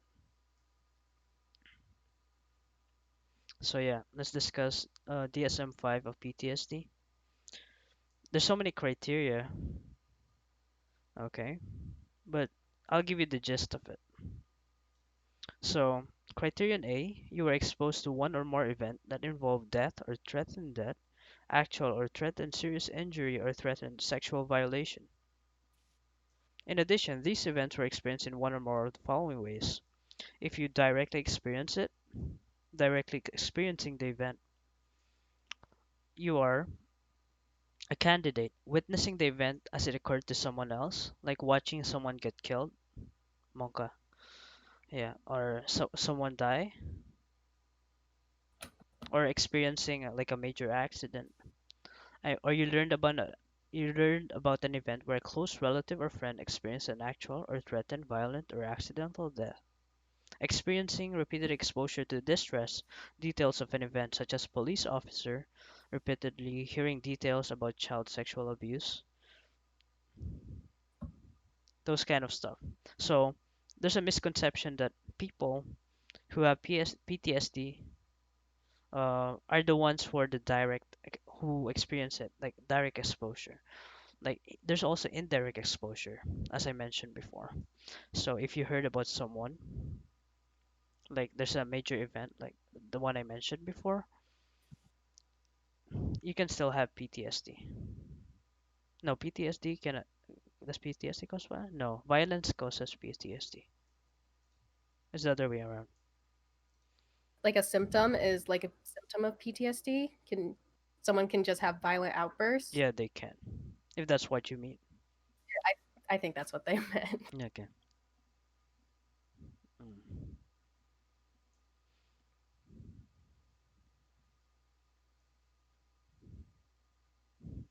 So there are people saying a lot of our meds aren't curable.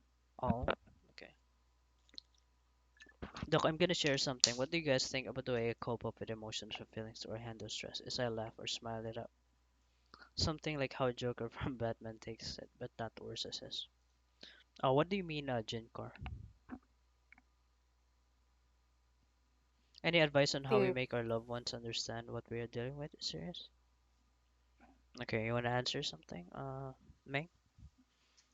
um, are you talking about the one that talking to a loved one? Yeah. Or- Where is that? I think I'm that sorry, one's I right. want to read it. It's all the way in front.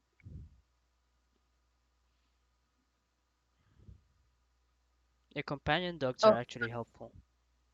how to tell a loved one that you're feeling depressed or you have depression. Yeah, about the seriousness of depression, I guess. Um, oh, this is a rough Yeah, one. yeah, indeed.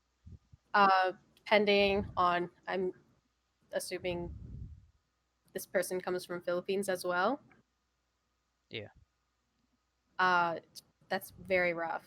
I think for me, it was going to a doctor without telling my family first and letting them know. It was actually me taking my mom, who is the most traditional Filipino mother ever. It was taking her with me to the doctor so an actual doctor could explain to her what was going on.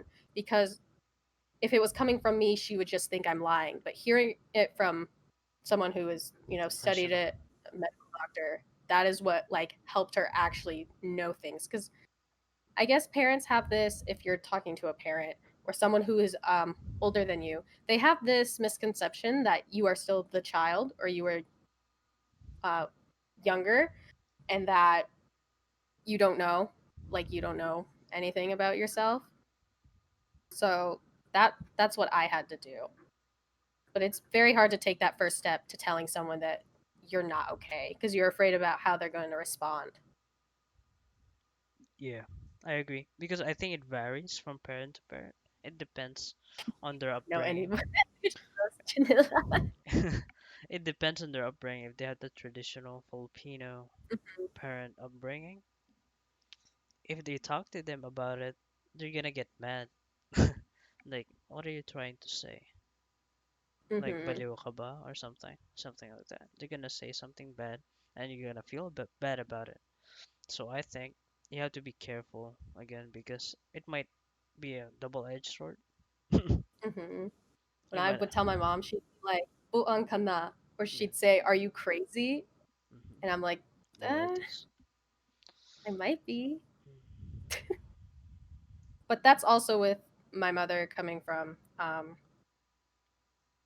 rural Davao. I don't know if you guys know where Mandug is, but that's where my family is, and we don't really have a lot of, I guess, mental health type of things there. It's very far from the downtown area, Hmm. so it's rough to talk to people about it, especially when you don't have that sort of information at your fingertips. Exactly. Because the thing about Filipino parents, I'm not gonna generalize all of them. Like most of them though, like they don't really accept the younger generation's perspective because they were just brought up in that way. Like whatever they say is right. And if you wanna try to convince them the seriousness of mental health issues, then you really have to go to a doctor or something. Or you have to introduce them to someone who knows what they're talking about. Yeah, I know. I'm reading Jin Core. Don't worry. I'm reading what you're saying. Okay, for Jin Core, I'm gonna share something. What do you think about the way I cope up? You laughed it off. Um, Jin Core, I think if you think that you feel sad or stressed, then you smile or laugh it off. If you feel that it doesn't bottle up, I think it's a good thing. But if you feel like you're trying to accumulate those negative feelings, then it's unhealthy. But if you think that you can solve it by just laughing it off, you think that's a good I've way heard to vent for you? that's Because people have different outlets. Some people it just passes by. But if you think you're not able to control your emotions, then you should talk to someone about it. If you think that it's more difficult for you to express your feelings, then your mental health is degrading. Because as I said before, as we mentioned before, the processing of those expression of emotions is actually your mental health. Expressing those emotions is by itself is your emotional health, but processing it and trying to rationalize those emotions. If you rationalize those emotions, I think it's healthy. That means you have good mental health. Bottling up feelings is like a time bomb, yes. If you feel like it's not helping you, you might want to try other things that can help you cope, Jinkor. Try to explore. Yes. Yeah, Ivy, I hope we've answered your question. I hope that you're satisfied with the answer. Loving this podcast, Doc. Thank you, Jack. Welcome to the stream. You guys are welcome. Make sure you grab your popcorn or your chips. Find your seats. Yeah. Just let me know, Ming, if you have to go or something. Like, what time is I've got your? about half an hour or 30 All minutes. right, cool. Yeah. All right. Advice on how to approach a person who's having an anxiety attack. I think it really depends on the person. Um, what I was taught in school is if someone's having a panic attack, don't touch them because they can either, try to hit you, they can harm you if you're trying to touch them. The best way to, I guess, help someone mid panic attack is telling them they need to breathe, focusing on the breath, and you should like help them try to breathe. Um, but I've been taught like don't touch them because I think that can make them feel a little bit more suffocated. Yeah. I can vouch for that answer. I mean, it's a good it's a good advice because you don't know how they're gonna react. Like during that panic attack, people have a variety of expressing themselves or a variety of coping during those attacks. People don't know, like those patients or those individuals, they don't know how to cope up with their own emotions. Paano pa kaya yung ano, like how else would it be? Like if someone is trying to grab them, they might feel suffocated. They might feel like restrained. They might feel like they're being limited. So you actually have to let them express, let them cope during those times that it's overactive, it's hyperactive, their brain is going haywire with the electrical impulses, and they're um, experiencing those kind of emotions. But if you can hug them, if you know that they respond well to hugs, I think it's a good approach too. It depends. So make sure you know who you're approaching. If they don't respond well to physical touch, then you might be aggravating the situation.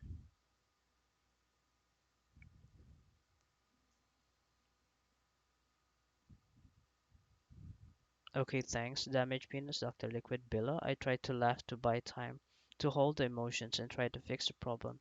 And if I couldn't, I tried different things to vent it out slowly. Yo, what's up, Omega PH?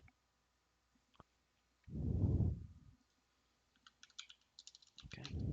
Oh, by the way, Holmes, I made you mod for today, so you can shout out people.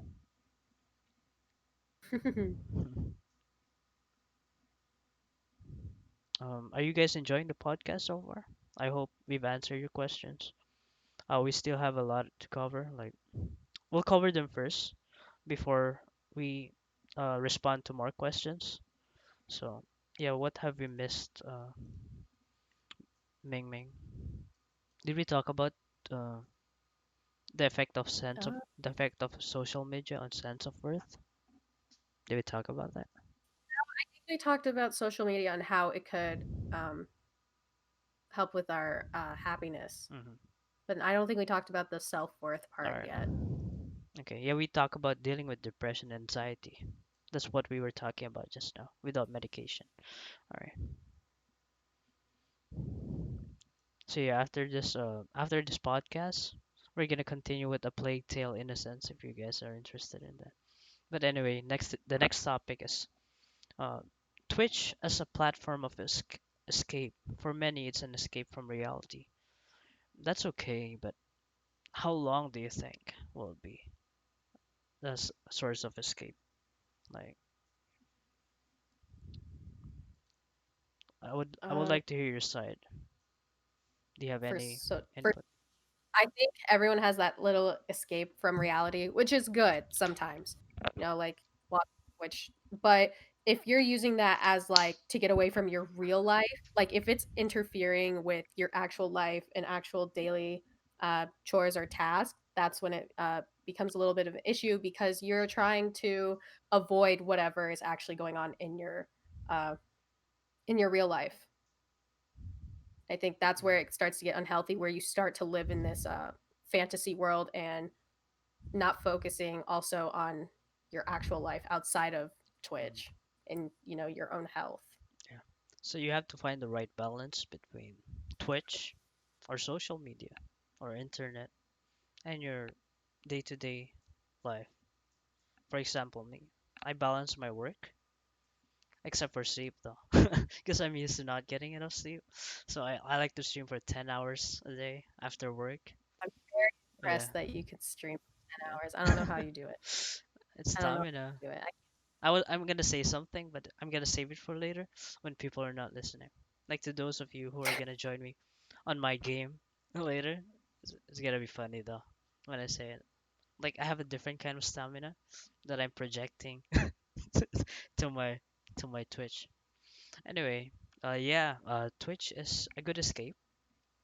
I mean, it's a platform. It's a platform to connect with other people. It's a platform. Shut up, Holmes. That's not what I'm talking about. Sorry, I came in here. Who's the other speaker? Oh yeah, this is Ming Ming. Oh yeah. Yeah, introduce yourself again, Ming, for the latecomers. And how did we meet again? Uh, Hi, my name is Ming. I go by Villa. Thanks for the shout out. I'm a variety streamer, but I'm studying to be a forensic psychologist. But right now, I'm a criminal justice undergrad, and I met the doc by going through Twitch. He was in my recommended. Okay. I don't like the recommended channels or whatever because I've never played the game you were playing at the time.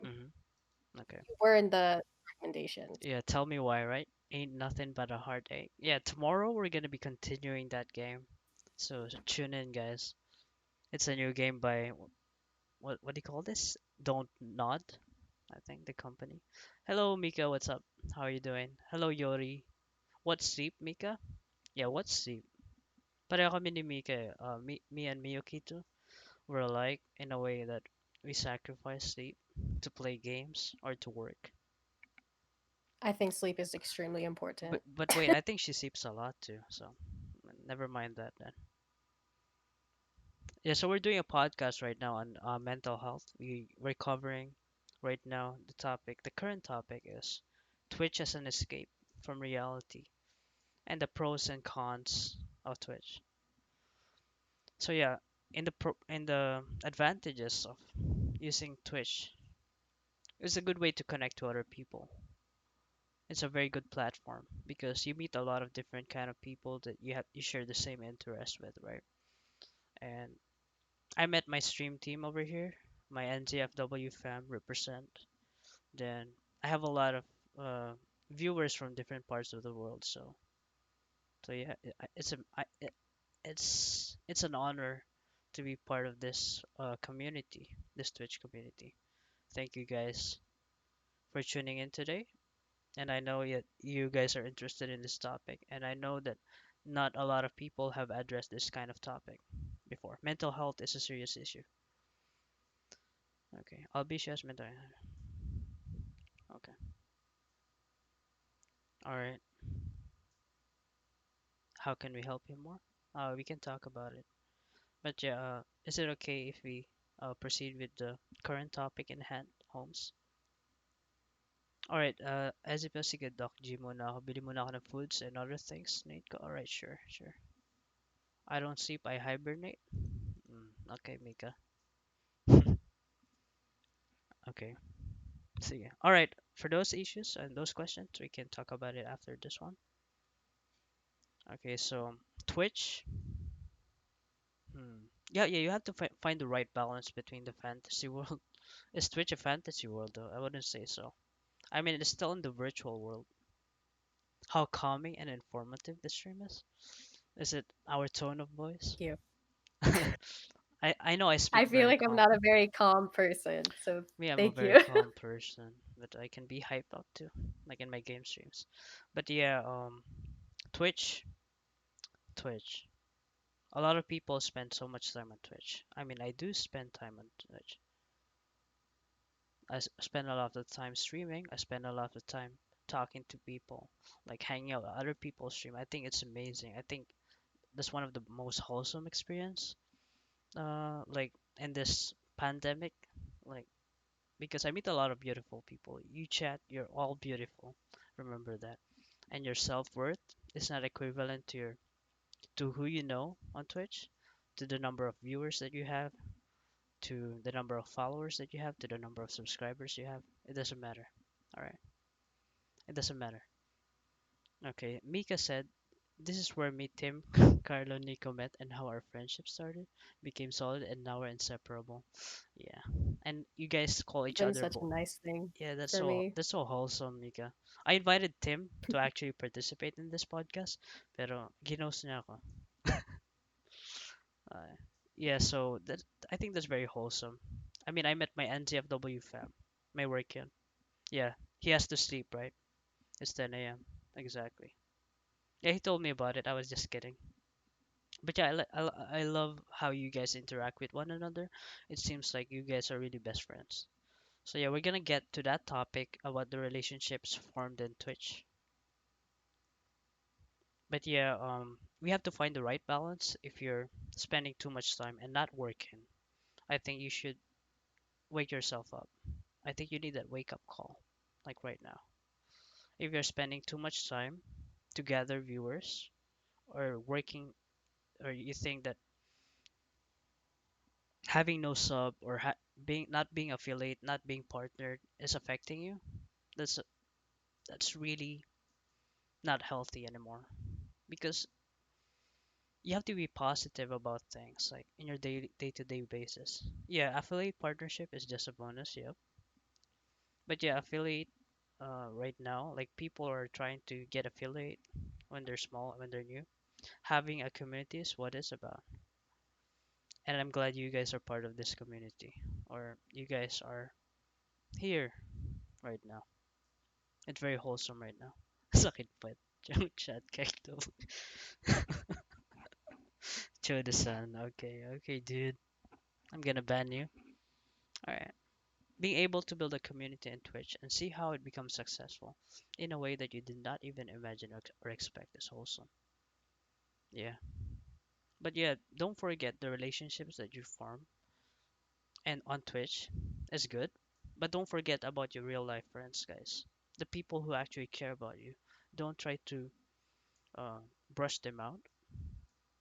Like, don't forget about them. Those relationships are a lifetime. Like seeing how you made people know each other through your stream and see how the friendship grows within the community is awesome. Yo, thank you, Omega PH. That means a lot coming from you. Omega PH is also from Philippines, is also a streamer. For reals, as someone who I can probably say one of the first ones here I've seen, as people who only aim for fame and use others as stepping stones. Exactly, yeah, there's a lot of people. I don't like to use the term called social climbing or leechers. I don't like it too, but I don't know. I mean, some people, you know if they're being genuine or you know if they're being fake, right? Just because someone is famous, like they try to get that person's attention and try to use that fame to climb up to the social ladder. I don't know. It exists in real life. It also exists in virtual life. But yeah, people can see through those phony facade. They can see through it. Yeah, you can see through them. And if they genuinely like you see it through, right, Mika? Because if people have an interest on you, you at the same time you're compelled, like there's this magnetism, like you feel the same way for some reason. If they're being genuine, I met a lot of those kind of people, but my mindset is I pity them. They're missing out a bunch. I feel this community is where I can let my guard down and no one will bite my arse. That's good. That's good, Silence Talks. Thank you for sharing that. Mika, I can see through them. Don't threaten me with good time. Silence Talks. Alright. How much time do you have left, I've Nivea? got about 10 minutes. Alright, 10 minutes. Okay. I wish I could stay longer. I did not realize this would be going on for so long. This Yeah. is really nice. I really like this podcast. I don't get I'm to glad you talk do. about mental health stuff on my stream since I Mhm. am playing a game Yeah. most of the time. Yeah. Yeah, actually, I had a podcast with Miyokito, like a medical podcast, where we answer people's questions, like a few days ago. Yeah, there's gonna be part two for sure, sometime, I some hope other there's a. time. I hope. I'd like to join in on your next medical Yeah, podcast. maybe we're gonna invite more people in. It's gonna be more the merrier, the more start a podcast, More right? than Yeah. I actually wanted to invite Mika. She's a nurse in the US, but she might say the wrong stuff. I'm kidding. STDs next time. Yeah, sure. Okay, so we I can. think with all of our backgrounds, I mean, we're all doing some sort of kind of medical thing, Mhm, but we're all specialized in different uh, areas. mhm. I Okay. think I specialize in a lot of abnormal psychology. Mhm, Uh, like one of my goals in life is to like write a book over criminals' brain activity and like CT scans to see if if there's a reason um, in their bodies, like if they have a tumor on their brainstem that could be acting up, or like all of the stuff that could make them into, I guess, a criminal. mhm. I don't like calling people criminals. I don't really like doing that. Like suspected or something, Yeah, a person or who's been convicted. convicted. Yeah. Because I don't think anyone who commits a crime is a terrible person. I think there's something going on that made them commit the crime. Either that being their environment that they were raised in, Yeah. their upbringing, their genetic makeup. It's it all plays in together. Mhm.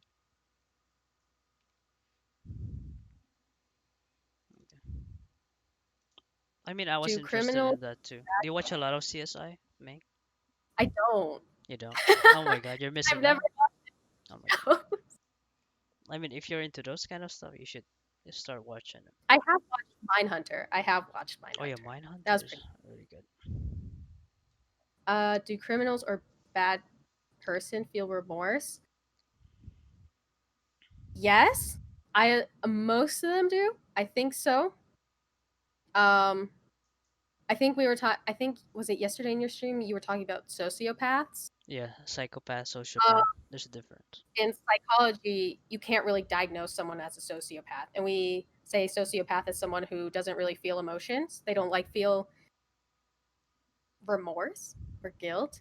Hmm. I don't know if that's the best way to explain a sociopath, but it's called. There's something with like antisocial personality disorder. That Yeah, is basically what a sociopath is, and psychopath is. um, those people will feel pain, but sometimes they they won't. So Sometimes they can't just imagine an can't. empty shell. That's a sociopath. An empty shell. A psychopath, on the other hand, is someone who can easily manipulate other people. They can Mm-hmm. they can manipulate people because their emotions are kind of limited in a way. They can turn on and off their emotions. And also, they're very narcissist, psychopaths. Mm-hmm. Sociopaths, on the other hand, are like empty shells. They try to mimic, but it's very hard for them. Yeah, they Yeah. mimic the emotions that they're supposed to show. Mhm. They don't feel emotions. It's kind of scary because I saw some deep bad stuff. Okay. High functioning sociopath. Okay. Before Like the they want. okay, before we go go answering those questions, let's talk about relationships in Twitch. Are the relationships real? Oh yeah, Mika said she formed her friendship here. Can you build relationships on Twitch, like genuinely? Can you have boyfriends and girlfriends on Twitch? What do you I think? think that just counts as a long distance relationship, doesn't it? Yeah, it counts as relationship.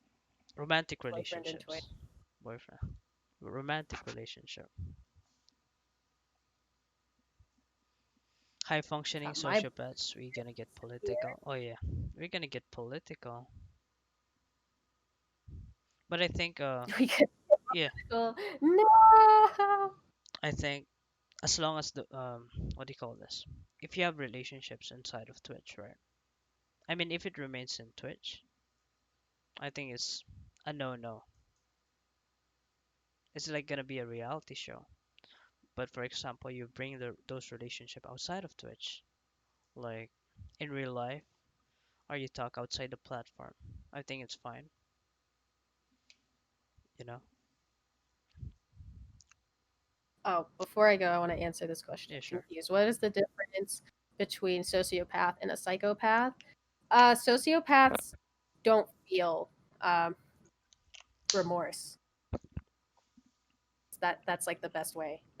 I think psychopaths know what they're doing. They feel it. Yeah.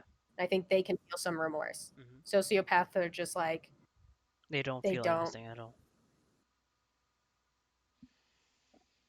So that's why like I've heard like some sociopaths are like very good like business owners, CEOs, Yeah, businessmen. police officers. Psychopaths also. Like, Yes, they also yeah, they thrive in other suffering. But they can feel that they know it's not really right, but they can feel it. They feel guilt. they're very superficial. Like, um, it, they can be easily flattered as well because they're Hmm. narcissists. Like Ted Bundy, if Ted I Bundy. assume you Yeah. guys And know. it's He was very a very high functioning. hmm very charming. Yeah, charming. He's very They easy have to that talk to. certain charm to them. Donald Trump, Donald, Lamau. that man doesn't have any charm to him. There is no charm. Are there lawyer twitchers? I I assume. Do I'm sure sociopaths I'm sure there another are. threat?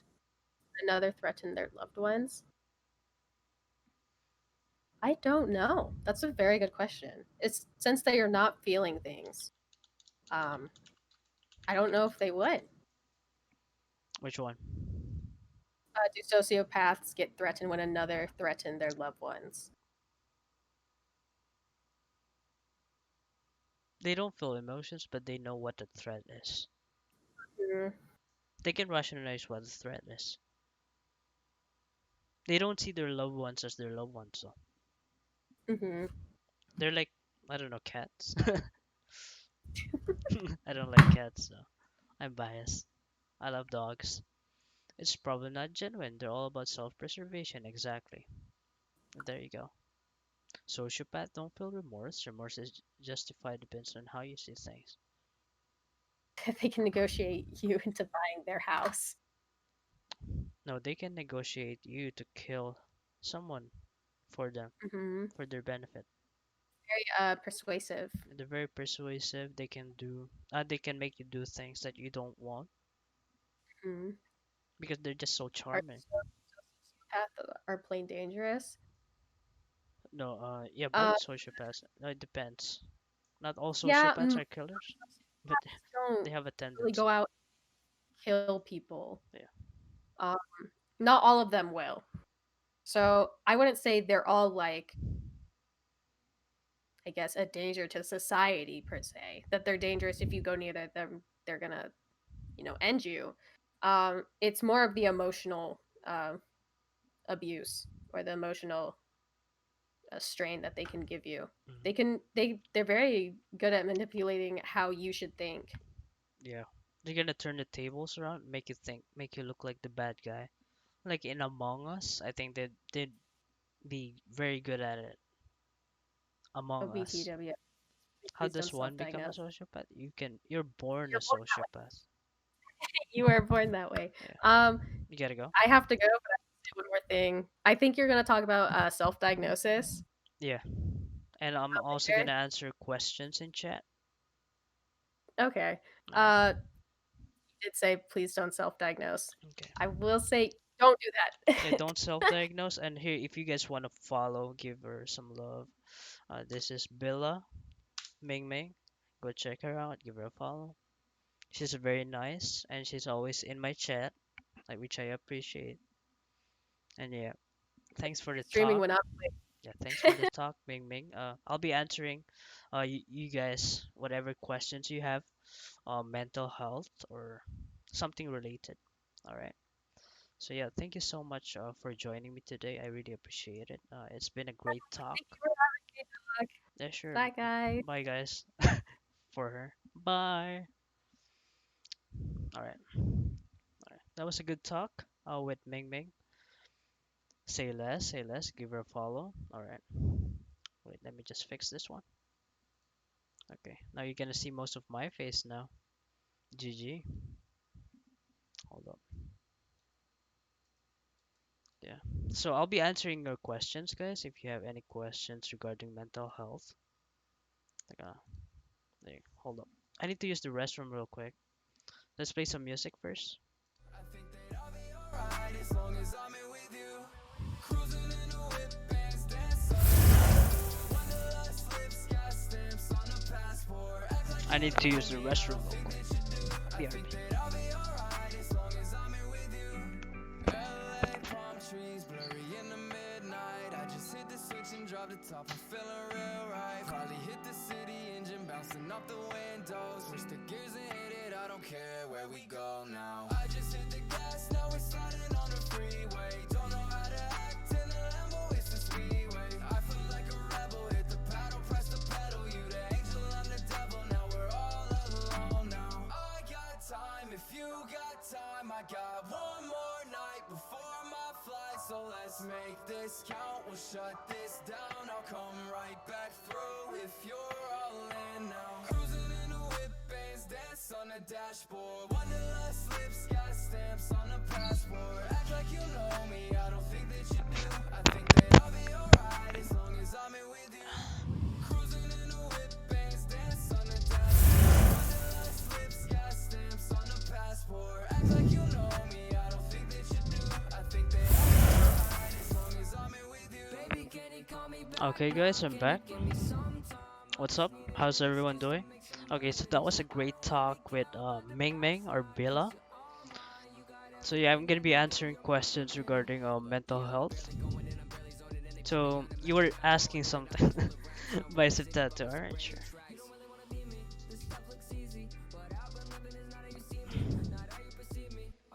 So you were asking something, right? Holmes, regarding your friend. Okay. So what was the question again? I'll be you questions. Alright. Alright. What did Mika say? Very bad headache. Oh shoot, brain tumor. One slightest thing. What do you mean? Despite being a nurse, I'm a hypochondriac. Oh no. Talaga hypochondriac ka.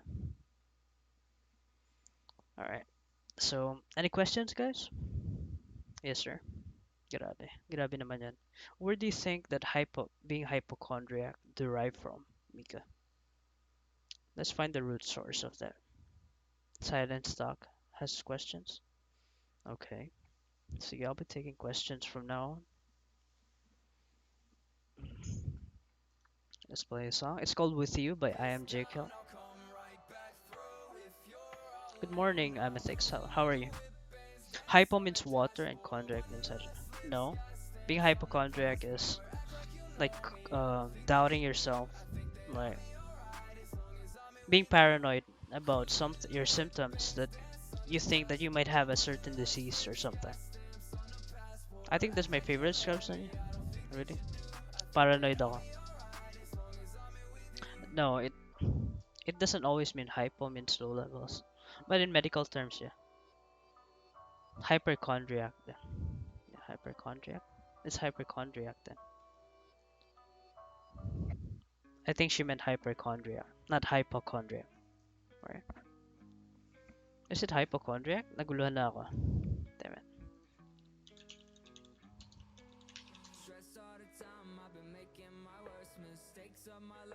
Okay. No, hyper is someone who has insufficient interest in health. Hypo is the opposite. Nalito tuloy. Yeah, hypochondriac is the one with the serious fear.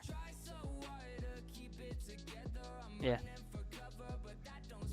psychiatry kasi. So, it's psychiatry.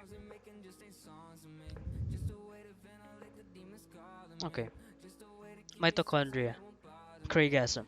It's hypochondriasis, yeah. It's hypochondriasis. I have been out of the psychiatry department in such a long time. Surgery lang pinafocus ko eh, so it's been a while. So I make mistakes. Not a questions, pero nung titigil ko yung meds ko noon, akala ko gumagaling ako sa Dota 2. Baliw pala ako. Oh, I'm sorry doc, wala pa maisip na to. Teka lang. Yo doc, it's not much. Can I DM you something on Twitter or just to share something? Then ask something about mental health. I'm sorry, I'm just a little bit uncomfortable. You're sure. Oh my god. No worries. Yo, exclamation mark. Kumuha ka na ba ng seat mo, Mika? Did you get your seat?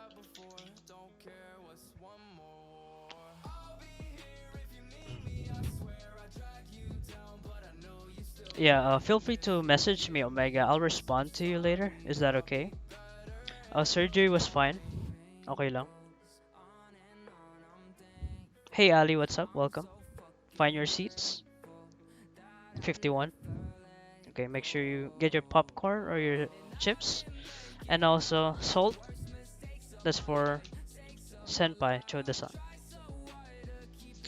I'm good at deception and I like remorse and guilt. And I like inflicting pain on I love fights before like I am becoming a sociopath. Do you think you're a psychopath? Or a sociopath? Ivy, your seat number is 245. White lady and black lady in rehab. Gonna listen while I'm driving? Alright, sure.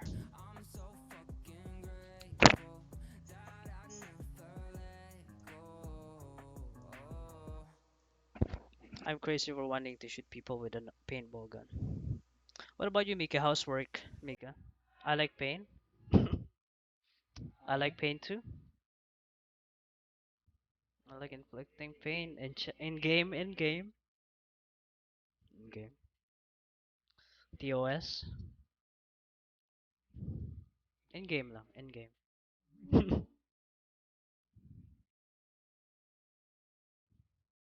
Wala sent a patient to ICU.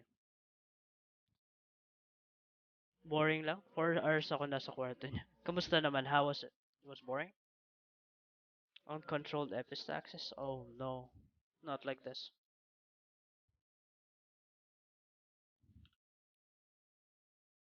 Wait lang.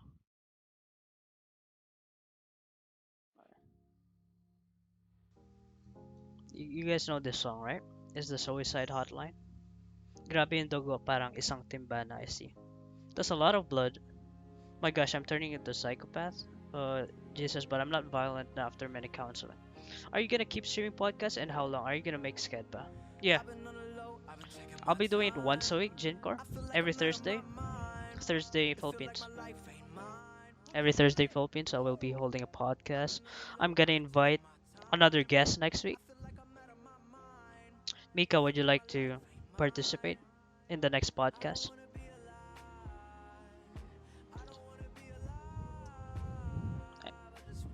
Pag wala work, sure.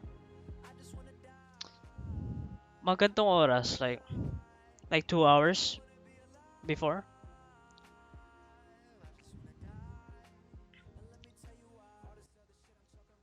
Yeah, this is logic. I had to call in the ENT to fix it. He wouldn't believe me at first. So was it fixed though? And yeah, I'm still streaming the podcast right now, Core. Just answering questions, answering medical questions, answering mental health questions. Right now, you can ask anything you want. But yeah, I would prefer it if you ask something related to mental health. Are you gonna keep streaming podcasts and how long? Are you gonna make a schedule? Yeah, I'm gonna keep streaming podcasts like every week, once a week, every Thursday, I guess, for now. Like around this time, like 2 hours before, like from 10 to 12 or 10 to 1 a.m. And then I'll be proceeding with my games after. Yes, sir, he plays in kind of like a posterior stent in his nose that goes way deep. Very painful. Yeah, that's very painful. Okay. Did I miss any questions?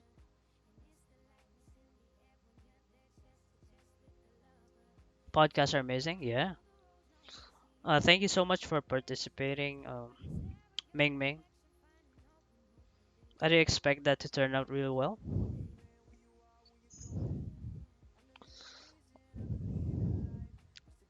Had to transfer to ICU because of respiratory issue and if ever, and he has lung cancer. Damn. Yeah. ICU na yan diretso. If it's a cancer patient, if you have respiratory problems and you need the machine. Because you're gonna aspirate those blood if you have epistaxis. Yeah, need to sedate the patient because the patient being awake can actually harm him and he's gonna fight it off and he's gonna be able to. You need to protect the airway. Thank you for having me. I really enjoyed it. I don't get to talk about this topic often. Sure thing, sure thing. Thank you, Bila. Albisha has paranoid schizophrenia. What else can he do other than take his Um, he needs friends to keep him grounded, to reality, and to make sure that the voices doesn't tell him to harm himself. Okay, to remind him that he's living in the real world. Thanks for accommodating our question. Yeah, thank you. Don't listen to the voices. Yeah, don't listen to the voices like in Hellblade. Senua's sacrifice. There you go. Good input, Mika. Sometimes listening to the voices help at least for me. There are some good voices when you're experiencing that. There are good voices, there are bad voices. But yeah, don't be too dependent on those voices. Yeah, it's hard to say to not listen to those voices. Yeah, it's really hard because it's a part of you. It's like you're self-talking. That's the equivalent, you know. It's like a part of you is talking to yourself, but in just louder voice. Yo, Doc, great podcast. Thank you for the 100 bits, Omega. I might have to go, but I wish you and the chat a good time. All right, dude. I'll check your message, your DM. Yeah, the voices help you, Minsan. I mean, I don't hear those voices, but according to my experience as a physician, as a doctor.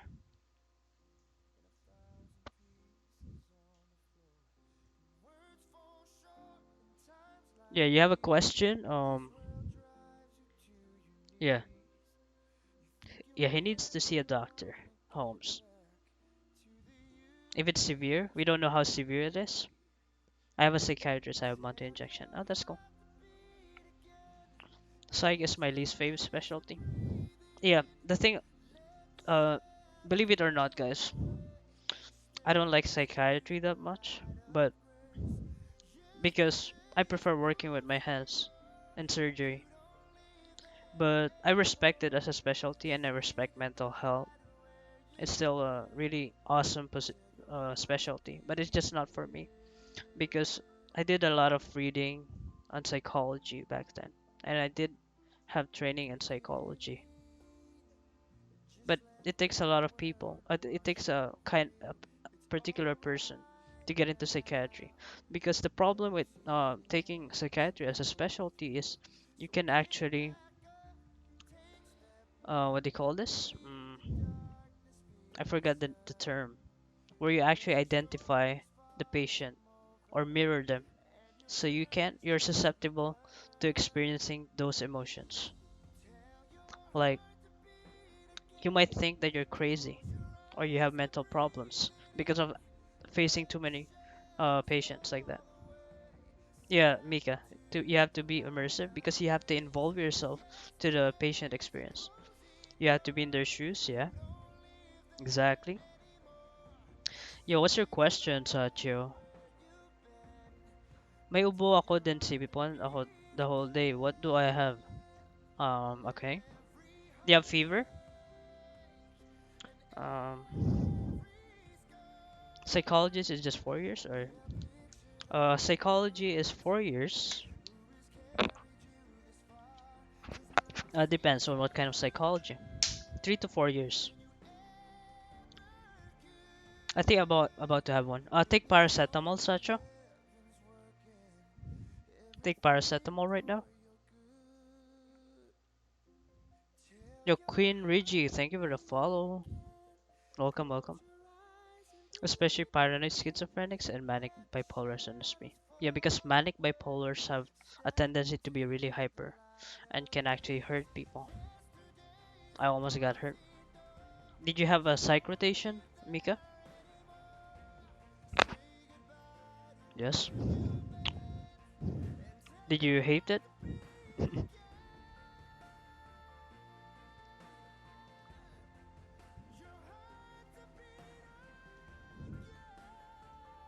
Wait lang.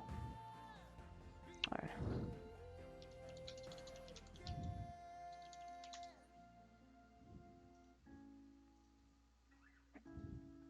Defunded so badly. Because mental health there sucks. I hear sucks. What in the US? Mental health sucks? I think I think it's way better than the Philippines, to be honest, Mika. Because it's much more recognized. It's much more recognized, it's much more accepted. It's not as much as a stigma compared to the Philippines. We got depressed bitches here too. Show the sun. Yeah. This is probably a stupid one to ask, but is it possible to get salmonella eating raw cookie dough? I don't think it's you'll get salmonella from raw cookie dough. Not salmonella. You can get salmonella from chicken or egg. Imagine being number one in economy. Hmm.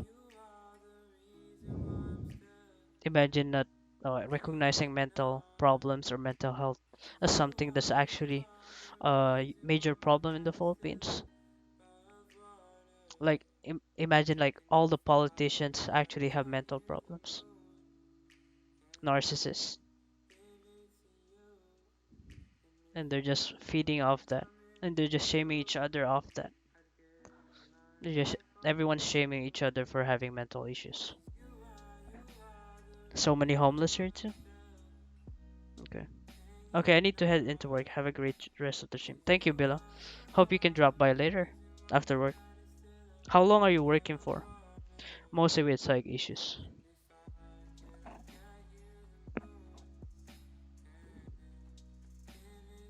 Sana all immortal. I'm trying to think some medical questions. Ali? Alright. Thank you, Doc Billa. Yeah, future Doc Billa, thank you. I hope you enjoyed her pleasant personality. She's very, very nice now. Here in the Philippines, it's not mostly shaming, but the lack of actionable in my friend's experience. What do you think about the statistic that suicide in the Philippines is so high and government asks help from what? Government asks help from the religion leaders? I think that you should.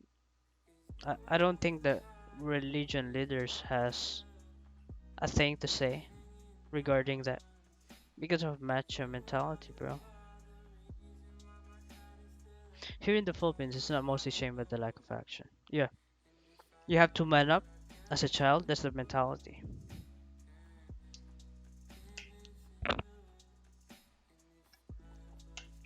What's up, Cledis? What's not all? What's up, dude? In the Philippines, psych issues is still a stigma, yeah, because of that mentality that you have to. You're on your own, even if you're under your parents' roof. You're on your own.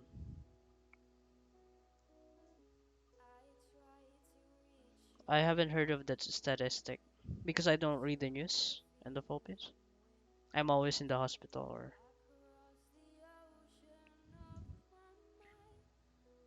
I don't know about the religion leaders. I try to stay out of politics. I'm apathetic. Back from the lurk round. Hey, two left eyes. What's up? I'm answering medical questions right now. Mental health questions too. And also, yeah, macho mentality. Yeah, I think it's very even homophobia is a big thing in the Philippines. But the thing is about homophobia is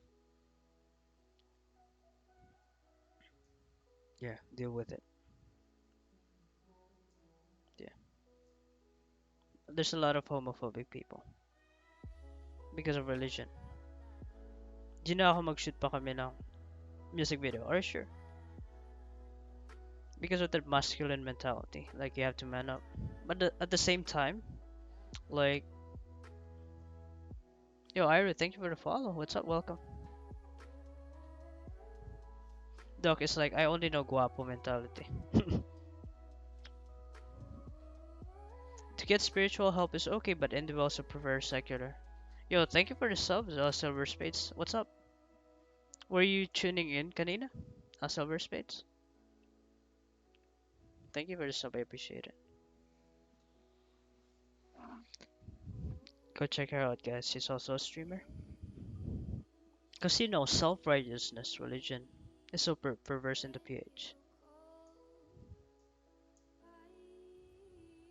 Ikaw pa yung direct. Yo, I used to do parkour, guys.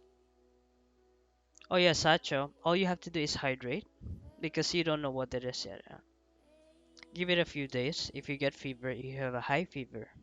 If you experience any kind of fever with your temperature, if it goes over than 37.5, make sure you go to the doctor. Because we don't know if it's COVID, right? Hello, Silver Spades. How are you? How are you? I was born and raised a Catholic, but I don't know people are Simba Simba and Purichismus and judgmental. Alright. What's up, Silver Spades? Did you just arrive? That's why I stopped going to church. So what I'm planning to do, guys, is I'm gonna crop the podcast and then post it on YouTube for you guys can rewatch it for those of you who missed it. How do you guys like that? Thank you for lurking, kanina, Silver Spades. I'm glad you were able um to listen, kanina. That's why I stopped going to church. Same here. My family is very Christian. I don't know if they're watching this stream right now, but um, wait, hold up. How do I say it? I was born. I was born Catholic, and then I was raised to be a born again Christian. Wait, hold up. But I have this very personal, spiritual relationship with God. At the same time, I don't really completely believe in the Bible because I believe that interpretation of the Bible is from person to person.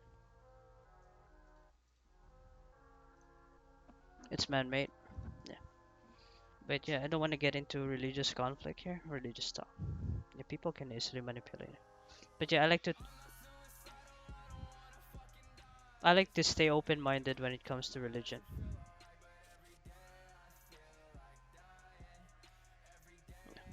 3. What docs to drink water, but you can also take. Yeah, you can take some tablets. If you have fever, take paracetamol.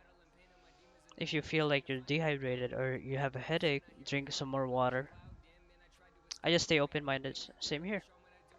But I don't like the fact that the relig the the state takes advantage of the people believing in religion or take advantage of Catholics because they can get followers from the religious cults, right?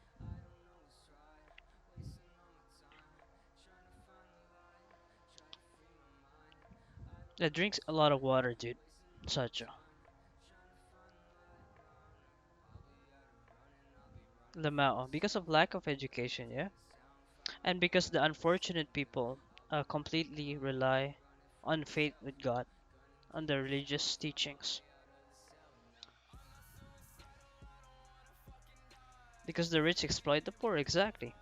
The rich are usually the ones in sitting in their political seats and telling those religious leaders, okay, may hati ka, you have this portion, meron kang, what do you call that? May abuda? You have abuda. Okay, you have ayuda. Ayuda, abuda. I don't know that. I don't know the term. Ayuda. Okay, my bad. Abuda. Alright. Sorry, guys. 502 kilo na bigat. Okay, not gonna lie. Not gonna lie. Like, when I went to a medical mission before, when I was an intern, I went to this medical mission, hosted by a political person. Nagbigay siya na ayuda. 1,000 pesos per 1,000 pesos per medical staff. Okay. I'm like, okay. Sige. Pangkain na lang.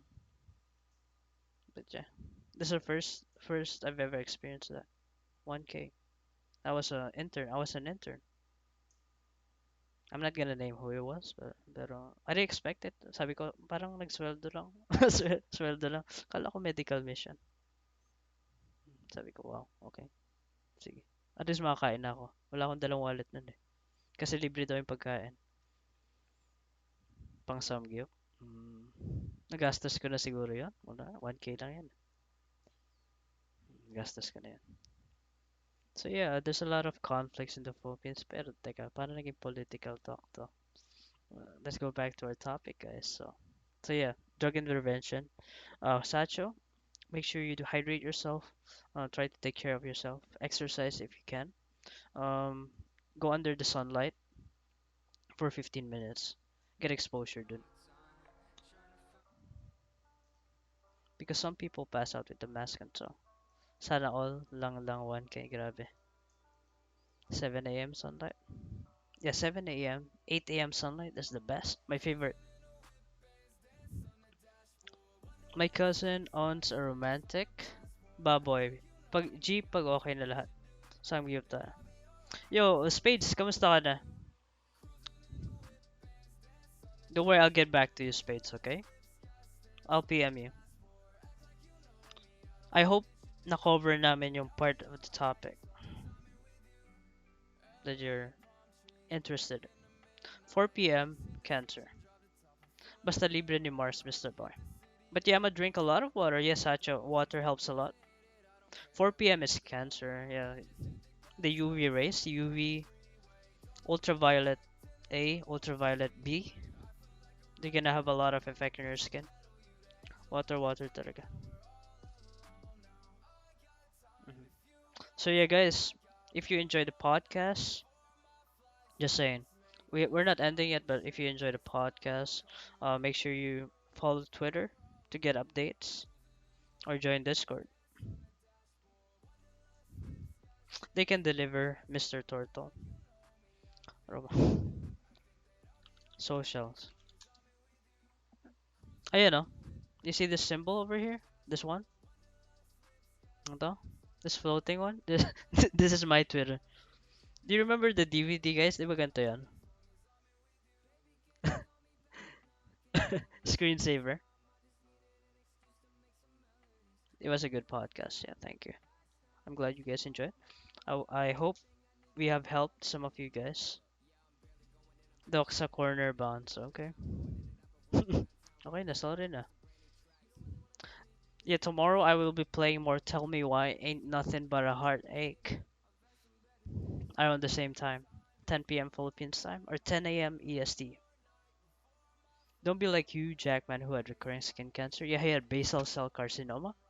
Basal cell carcinoma is usually on the nose or in the face.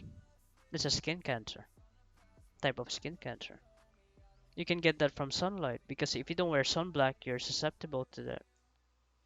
Yung bootleg DVD players of Pangketa. No, even original DVD players have those screensavers, guys. Thank you, Rhymism.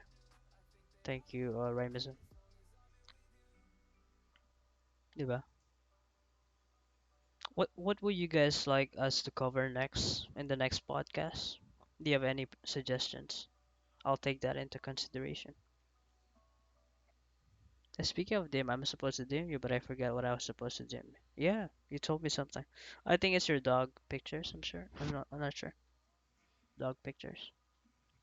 Can you speak French? Non. Je ne parle en français.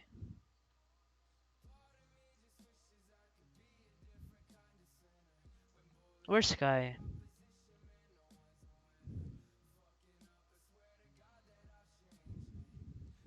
Je suis un terrible en français.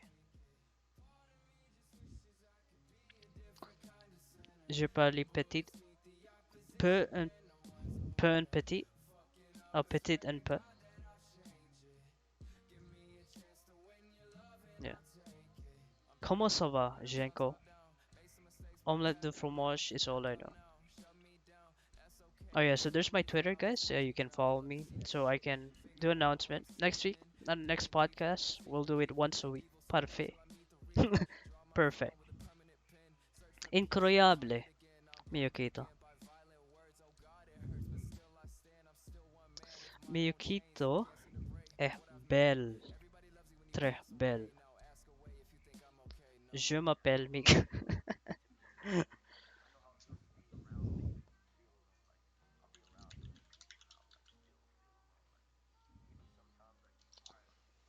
Croissant. Yeah. How do you say croissant? Croissant. Croissant. Croissant. Ambot sa imong lubot. Ambot sa imong lubot. Croissant. No, that's not how you say it. It's croissant. I was copying French. I'm not Claude. Je m'appelle Claude. It's je m'appelle Brandon. Je suis Philippine. Je m'appelle is I'm. My name is. Je suis is I am.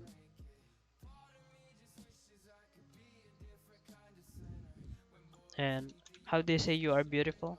Tu es belle. For example, Miyokito. That means you are beautiful. If you want to say very beautiful, you say très belle. Konnichiwa watashi no nama wa Mika desu. Yoroshiku ne. Croissant. Yeah. So is this a language podcast? Language podcast. So yeah, any other medical questions, guys? Mental health question. For legit questions. Aside from the good talk. Mina genki desu ka?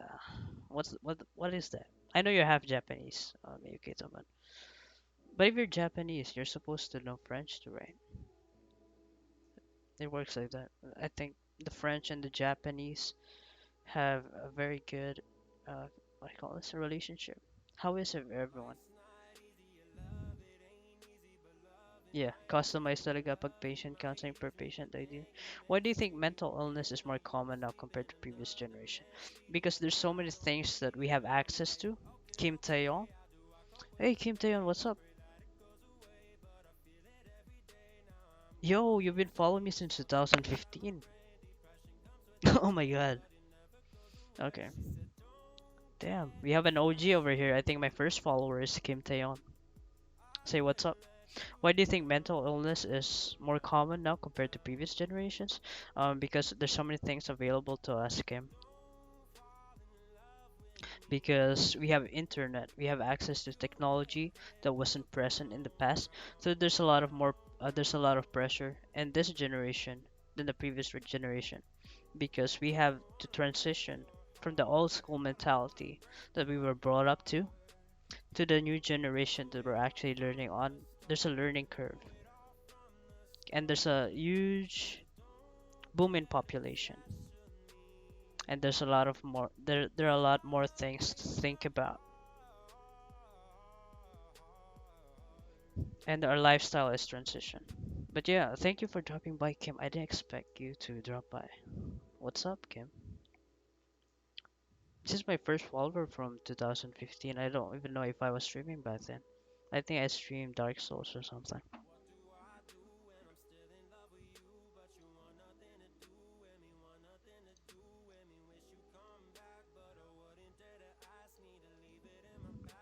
More people now? There's a lot more people? Yeah, this generation, there's a mix. This current generation. Is it bad for you? Okay. Sweaty na ako. Pawis na kilikili natin. Pero sige lang. My theory is that everybody are just suffering less. Is it bad for you if you... Yo, Janecore, what's up? Because of the SM5, the criteria. Yeah, because if you have the SM5, the criteria, right? You haven't done my claim? Oh shit. Do I have to do it now? Can I do it after? After I end this one?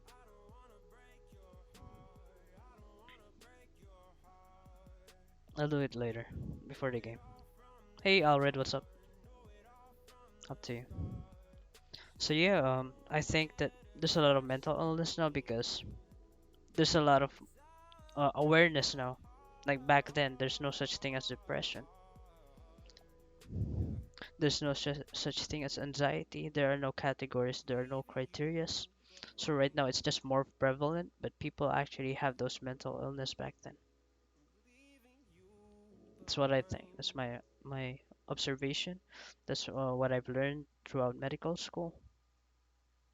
The Great Depression. And there's a stigma behind it. Like everyone who has mental problems are just crazy.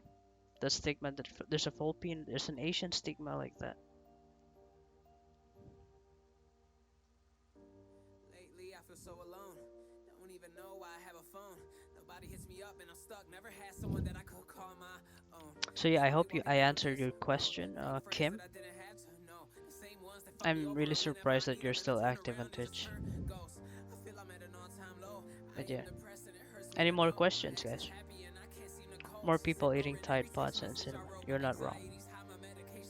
How are they gonna pass the grass search? My theory is that everyone now are just suffering less.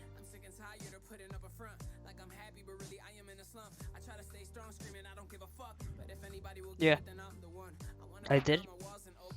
You know, the, you guys seen Train to Busan, right? Have you guys seen Train to Busan? Or The Peninsula? Let me listen to some lo-fi hip-hop.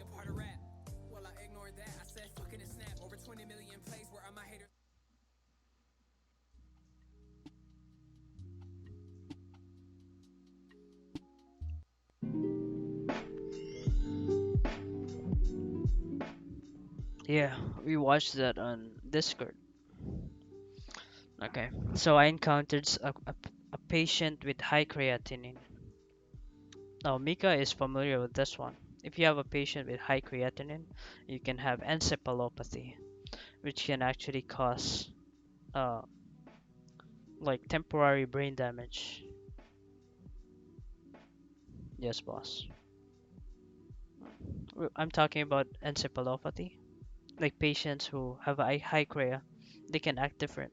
I had a pregnant patient who came in with what do you call this? High BP, high blood pressure, and then if you have high blood pressure when you're pregnant, it can cause seizure in the patient if uncontrolled. Eclampsia, yeah, it's called eclampsia. So without the seizure, it's called preeclampsia, just the hypertension. But once it becomes a seizure, it's eclampsia na. So that patient, she started having hallucinations. She looked at me crazy. She started going wild. It was like having a zombie, like on the bed. She came in calm with her husband, and the next thing you know, after I check her BP, I called the OB. I'm like, yo, restrain, yeah? And you have to be careful because you have to administer sedative, which I did. Binigyan ko rin siya ng magnesium sulfate.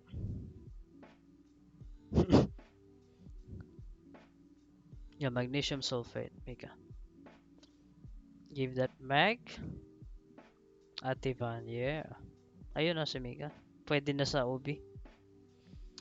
Mag-OB ka na lang. Cyanide na lang, grabe. Pero yung personality, Mika's personality is really for all obstetrics. Alam niyo yun, yung matapang. Matapang. Matapang, maingay. Ayan, boring yun. No, it's actually exciting. But you don't want the OR, right? Operating room. Hey, Carrie, what's up?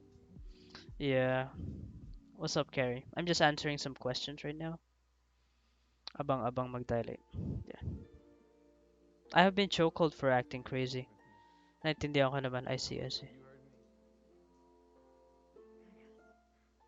Hello, Carrie. What's up? How are you doing? Okay. Albesho, about this in the schizophrenic, I was wondering if ghosts were just seen by schizos. Mm, abang-abang mag-dilate. Bigyan mo lang ng ano, oxytocin. I don't think baliw is a good term, guys. I think we should refrain from using baliw. I talked to Albisho about this in his schizophrenic. I was wondering if ghosts were seen by schizos. Like they're not really ghosts, but their imagination. Why? Oh, Albisha said, I have been chokehold for acting crazy. Naintindihan ko naman, I was about to attack my mother. I see, I see. If you have violent tendencies, usually we sedate the patients. Yeah, it's not offensive. But if you're the patient itself, if someone calls you baliw, would you feel okay with it? Come here then. Pitocin. We have all them drugs. Oh yeah, Frost is a pharmacist, Mika. She has master roles in pharmacy. Have you seen a case of multiple personnel? Yeah, I have. I've seen all kinds of cases, Mr. Turtle.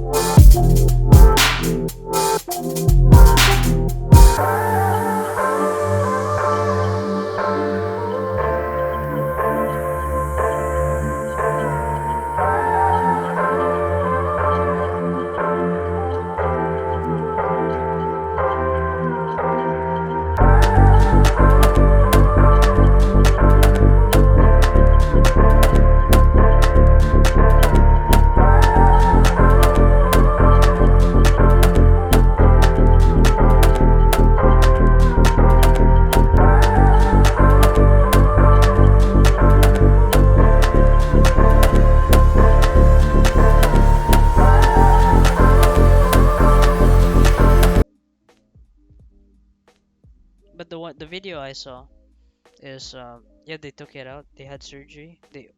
They took the can of Axe deodorant from the patient, and then they uncapped it and they sprayed the shit out.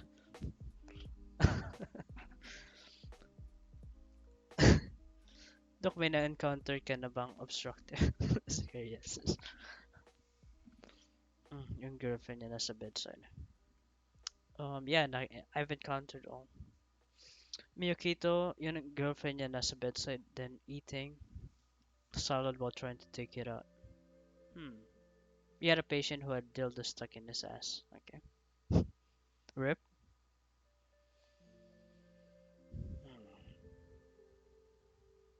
While the girlfriend was eating salad while they're trying to take it out. Oh my god.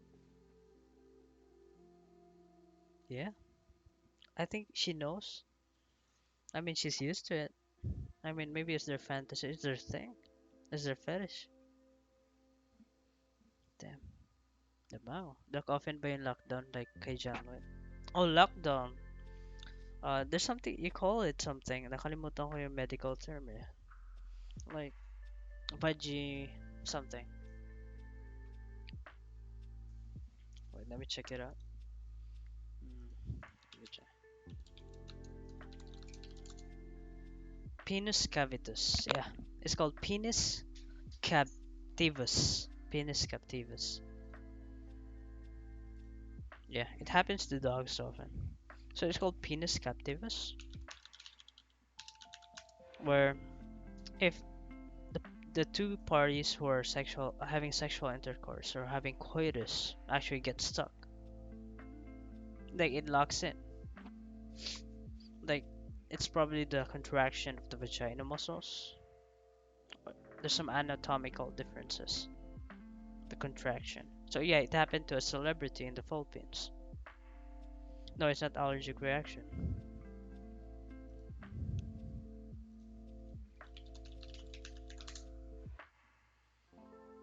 Yeah, when the muscles in the vagina clamp down on the penis much more firmly than usual, making it impossible for the penis to be withdrawn from the vagina. Yeah. What's up, Zero? How are you doing? Muscle spasm of vagina. Yeah. Especially like when the muscle clamps into the penis, the vaginal muscles clamps into the penis. It keeps the penis hard because of the blood constriction. It doesn't allow the blood to go back to the body. It can cause hypotension on the guy's side and lower blood pressure. Yo, Zero, what's up?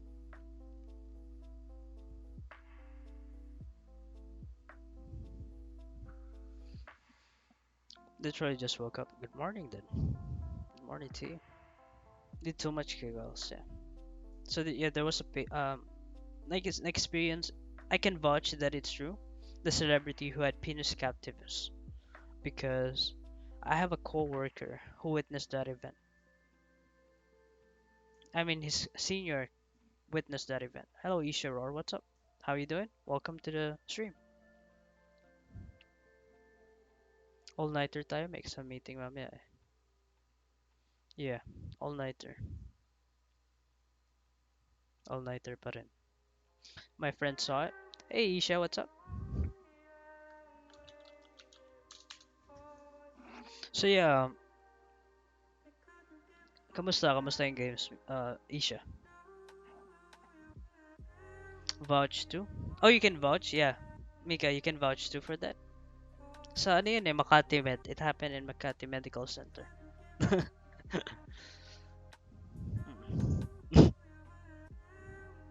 Kilala ko yung ano.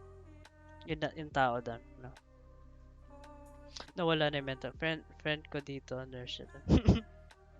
Senior nurse na yan. Tagal na yun eh. Bata pa tayo na. Still din na feel pa more. Tagal na yan. GG. So yeah, again, penis captivus is when the penis gets stuck in the vagina because of the contraction of the vaginal muscles. Let me show you something, guys.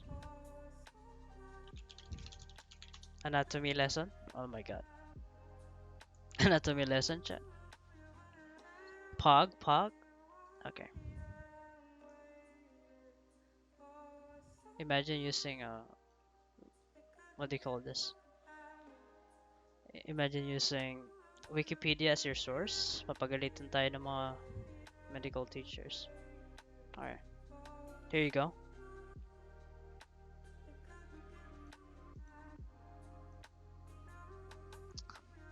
Okay. So this is the vaginal muscles, right? Vaginal muscles over here. So if the penis, and this is the urethra. So there are two holes in the reproductive system of a female. If you insert the penis here, it goes up here. It can actually reach the cervix. This is the cervix.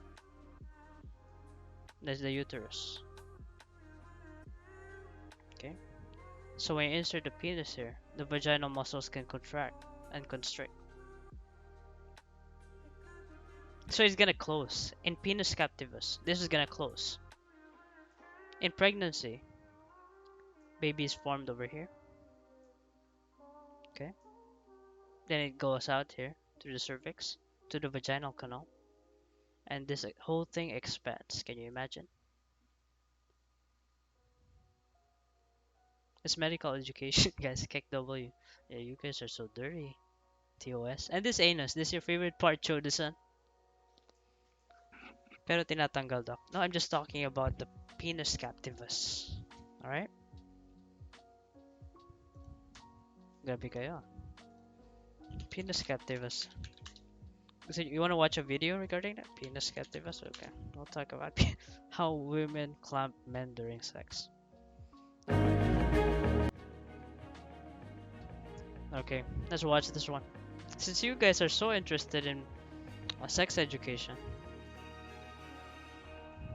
someone gonna get that. Hello, you are watching Oh yeah, VIII mature TV. warning is on, I guys. am Fitness AJ. Now, shocking stories of men getting clamped during sex as old as mankind. All It's on, guys. for even mythology has it that planet Venus got stuck in Mars when they were making Wait lang. love, causing the gods to laugh at them Okay, I don't and understand poison this the video, so babies. never mind. But yeah, mature. Yeah, my settings are mature anyway, so yeah, nothing to worry about. Okay, never mind. We're not gonna watch the video. It's too long. But yeah, what else do you have, guys? What other questions do you have? Can you share your most awkward medical story? You give muscle relaxant, Mr. Boys. You relax the vaginal muscles. You give oxytocin, maybe. I haven't encountered one before, so I'm not sure. But yeah, maybe that would be the solution though. Muscle relaxant. Um, why are Asians more prone to getting weird reaction to isinopril? I don't know. Isinopril, ACE inhibitors, Asian patients. Because all my patients are Asians. Miyakito.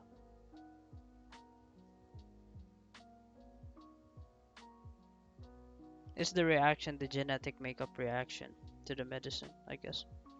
I don't know what you guys use in, what do you call this, in US? What do you guys use for medications? Alternative. What the hell, pagpasok ko palang vaginal muscles, narinig ko. Yeah, because chat is so interested in penis captivus.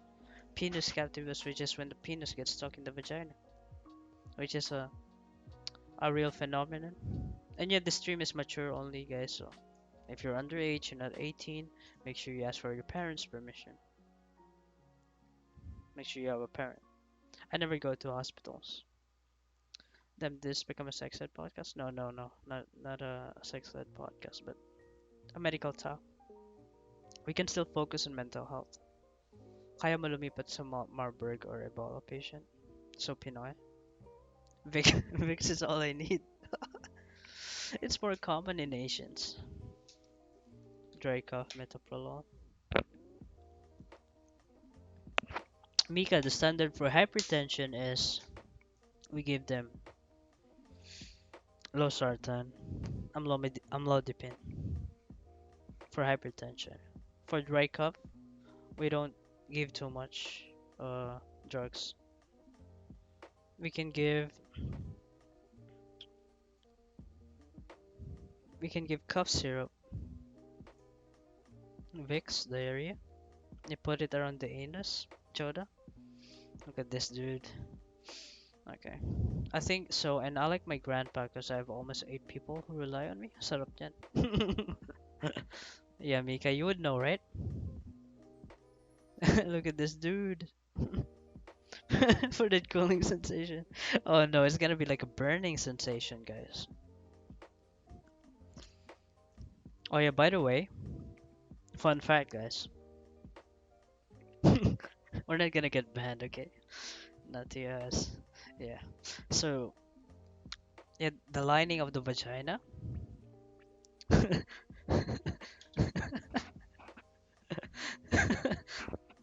the the lining of the vagina and the lining of the mouth or the throat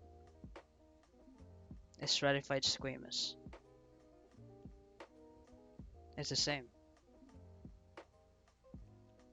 non-keratinized. It's the same. the lining. That's why. Okay, we're not gonna go into detail about that, but yeah, it's the same.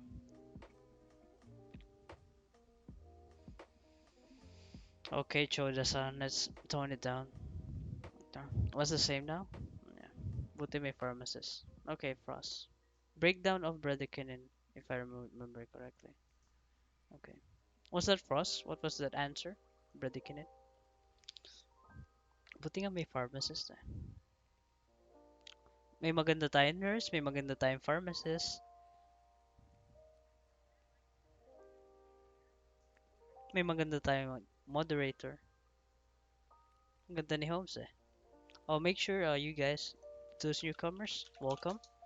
Exclamation mark seat to find your seat in front. Good thing Sky isn't here. Yeah. She's gonna be like, Doc, what? What? Whoever designed humans knows. Yeah. Yeah, so feel free to ask me more questions. We have so many medical people here, medical staff. And yeah, don't self-diagnose with mental health with regards to mental health. Yo, thank you for the resub, Zero. I just realized side effect of ACE inhibitors. Yeah, bradykinin. Okay, I didn't see that question, but yeah, thank you for answering. I suck at pharmacy, to be honest. That's my worst subject in med school. Maganda si Holmes. Holmes is good. Yo, seat number 71. Make sure you grab popcorn or chips. Okay. I'm glad you guys are enjoying those comments. It makes the chat more interactive. Do you guys feel like you're in seat 71? Hold up. Okay. Okay, that janitor over there, make sure that you clean up everything, okay? Janitor. Where's the other janitor? He's absent. Buti na lang may lexicon. Yeah. What about you, Miko? What do you use as a personal, as a nurse? What's your personal choice of for dry cough?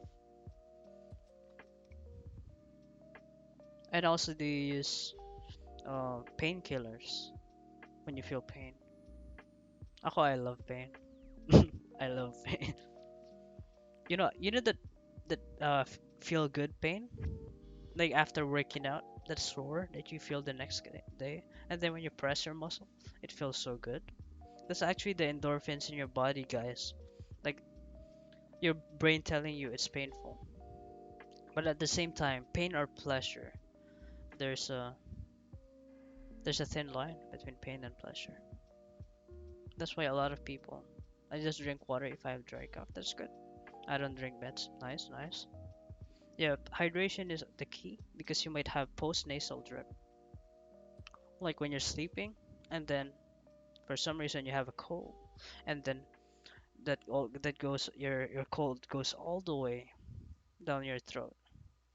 That's post-nasal drip, and then you cough the next day, the next morning. It usually happens to people who have asthma, who have allergic rhinitis. And yes, cetirizine actually helps. Water therapy and cool mist. Yeah. And going sauna. Yeah, sauna is good. I love swimming in the pool, then going to sauna after. Doc phlegm and sipon, just the same. No, yeah, sipon, phlegm, mm, phlegm and sipon just the same. No, no, the sipon comes from your nose, mucus, phlegm and mucus. Yeah, phlegm comes from your. It can come from your lungs or your airway. Cause you know you have cilia on your throat, right? Like whenever a foreign body or whenever you breathe, you have small little hairs that actually goes like this, cilia. So this cilia moves like this, like it's like small hairs. It's like nasal hairs, okay? That stops or prevents uh, foreign bodies on your throat to avoid diseases. They stop the disease. That's why you form phlegm because your body produces mucus.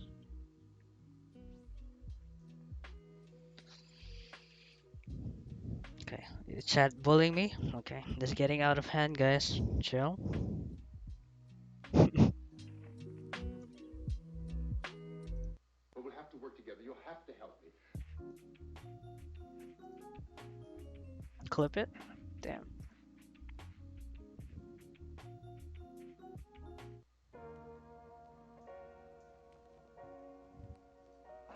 hmm I have allergies of all. Yeah, seasonal allergies because of pollen. Mika, you're allergic to flowers or something? Or pollen outside? Doc, boring na surgery, Circle? No, it's not. Why is it boring? Maybe it's boring because of the routine. Bakit circumcision?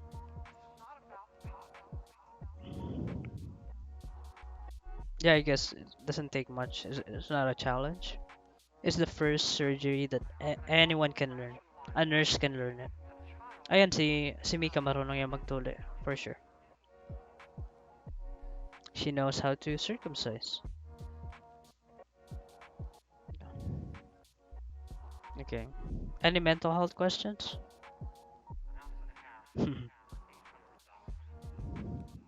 Anyways, I found an article of this girl that is from this trending TikTok challenge. I don't know if you want to react to it. Which one?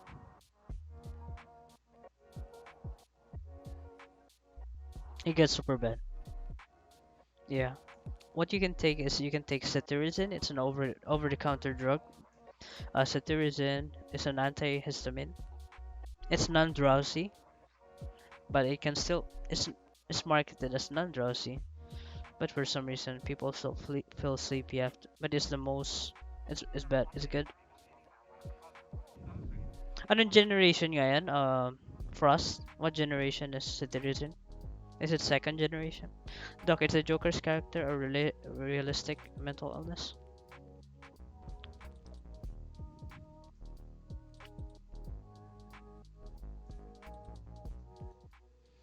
Doc, what age group do you think bipolar manifests in an individual? It can manifest during the developmental stage, like during the teenage years, up to adulthood, like when your brain is full developed. Because you're not gonna identify it, like way too early. Loratadine less drowsy. I see. Is the Joker's character a realistic mental illness? Yep, it is. It's realistic. I think it portrayed mental illness really well, like manic depression or bipolar disorder.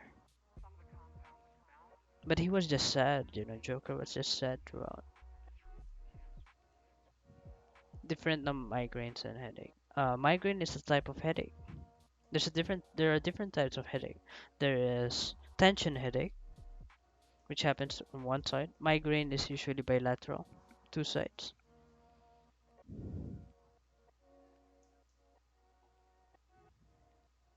Tama ba? I haven't had a headache patient in a while.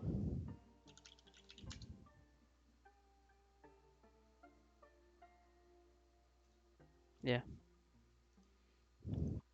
So we have cluster tension migraine. No, tension headache is banding, squeezing pain in the head, and migraine is it could be visual cause. It can happen unilateral and bilateral yung migraine, pero usually unilateral though.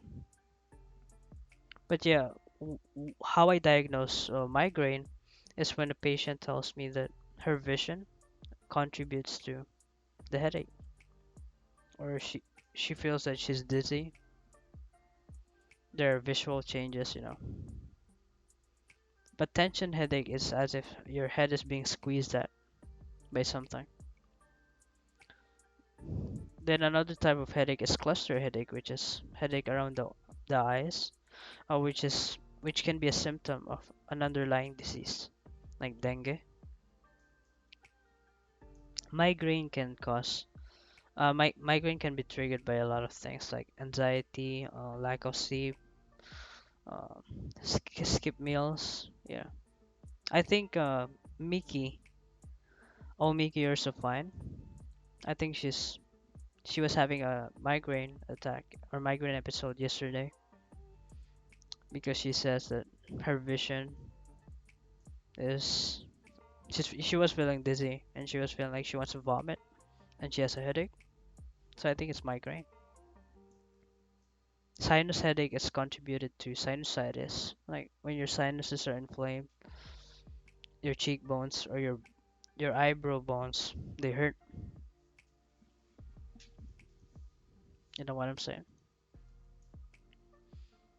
Doc, I sent it to your DM if you want to react or not. I'll also DM the brother thing later. Okay. Okay. Okay. I see. I'm looking at the link that you sent me. It's related to mental health. Oh,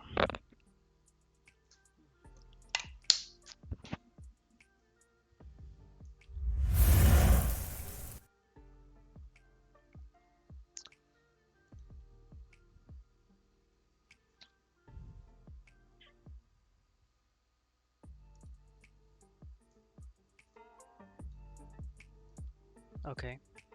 Teen dies after doing TikTok Benadryl challenge as doctor warned of dangers.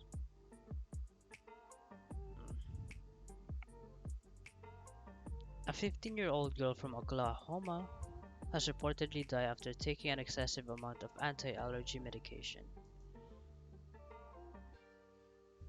Okay. As a part of a challenge on social media.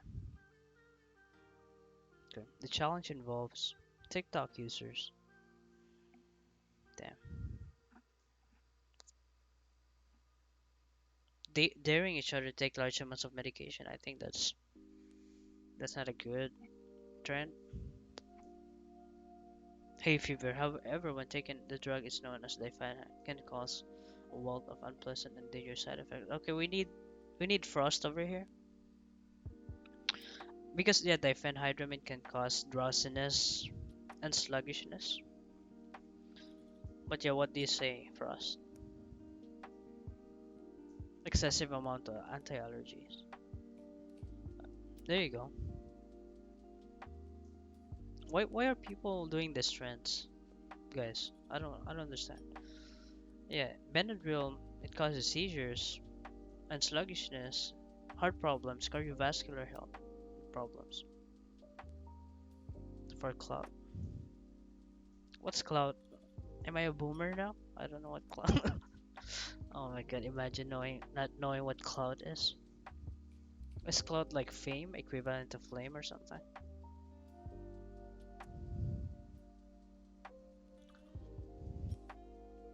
Okay, if young people are being encouraged to take it into large doses on TikTok, this is very dangerous. This is not a drug people should be experimenting with. Indeed. I mean, why would they experiment on that shit? Show the sun. Do anything for clout? Okay. Assuming people are not seizing or in cardiac arrest, there are two different common presentations. Some people are in a coma and are difficult and impossible to wake up. The other patient is delirious. They might picking at their clothes or the sheets on the hospital bed, not making any sense. They are likely to be mumbling incoherently, be agitated, and have impaired vision, he said. He added. And as for those people who die after dosing on the drug, at very high doses, it affects the heart. Yeah. So there are mild symptoms. Mild, I would say being delirious or, you know, like passing out is a mild symptom. Okay. Snort Smarties and skin. Can vitamins make you sick? There's this one that gave me a fever after. I don't think it's the vitamin that gave you a fever, man. Vitamin B is actually good for you. It's good for your health. It's good for your liver. It's good for your nerves and your brain. Okay. Doc, can you overdose on the candy vitamins? No. You can overdose on sugar. No, you can't really overdose. You just get hyperglycemia. Hyperglycemia is having too much sugar in your body. You can feel sleepy. You'll feel sleepy when you take too much glucose. Glucose is sugar basically. But yeah, make sure you take your vitamins, you take your meds. There. A new follower. Yo, Mark 999999999999999. Thank you for the follow, dude. Welcome. I'm pretty sure I got all the nines right. Okay. What's up, dude? Where you from, man? Thanks for the follow. I appreciate it, and welcome. Welcome to the Dr. Liquid stream.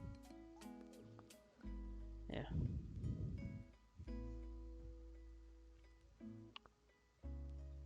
Oh, see?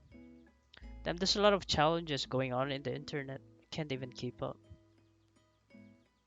Okay. The best Labor Day set. Save up to $1,000 on 4K TVs. Shit. Okay, never mind. We got distracted with that TV. Alright. You're gonna get chips, Albisho. Good choice, good choice. We have fresh nachos all the way from Mexico. Mexico. A 15-year-old girl, okay. So yeah, this is so dumb. This whole trend is so dumb. First of all, why would you do it? For the clout, right? Okay, okay. Whatever. So I feel bad for those teens who are gullible to this kind of trends. Because not a lot of them are mature to handle those kind of peer pressure. Because everything boils down to peer pressure, you know. Look, because of y'all, I'm gonna take my vitamins and that's sure. Thank you, Ali. I'll be sure. Haha. Wag ka magkalat, puta. The water-soluble vitamins are all vitamin B and vitamin C. These are the ones you can safely take every day. You know that you can sub for free with Twitch Prime? Yeah, I do know that. Nightbot. I'm from the Philippines. How did you find my stream, bro? Thanks for the follow again. Okay. There you go. A, D, and E, and K are all fat soluble. I'll try and take the vitamin B again. I see. Yeah, this is very unfortunate, bros. This is very unfortunate.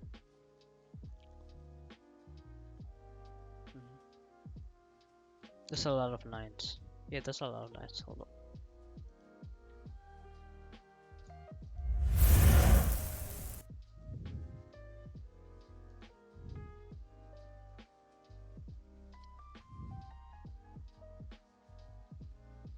Do that. You complete your vitamins B. Oh yeah, Mark. Do you have any mental health questions? Welcome to the stream, bro. You may have a seat at the back. We have plenty of seats at the back. Thoughts on marijuana for medical use in the PH? I think it's good for cancer patients and good for patients who needs pain relief in a more healthy, controlled manner. I support it. I support marijuana for medical use in the Philippines. But it's not gonna happen, you know, it's not gonna happen, right?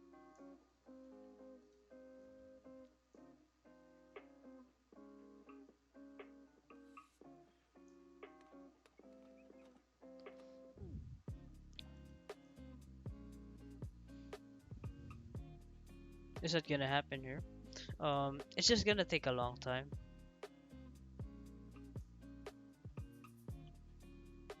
I don't think it's gonna happen like in such a long time because it's gonna get taxed as well. Medical marijuana.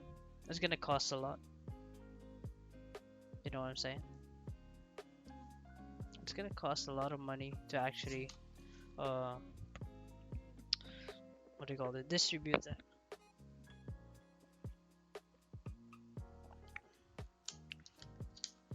Di na ako boomer mga Mars.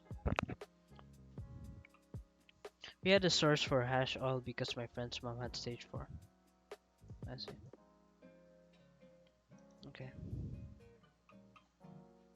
Hash oil because my friend's mom had stage 4. Him is dead and mom bought it for the last few days because of it. I see. That's exactly why we need it. We can tax the hell out of it. And people want it.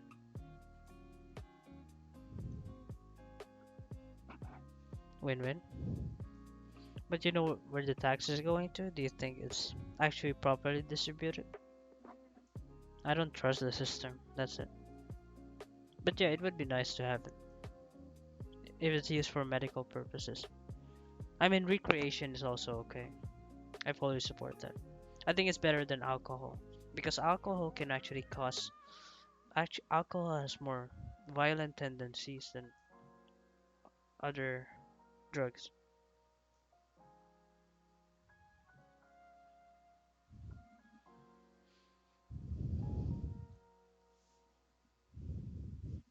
Yeah.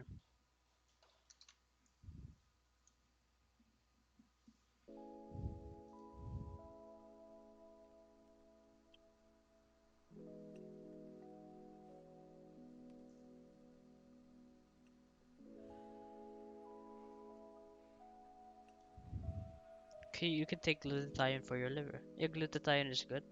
Glutathione is good because it participates in the process of metabolizing vitamin C. Did you guys know that? Tama ba, Frost?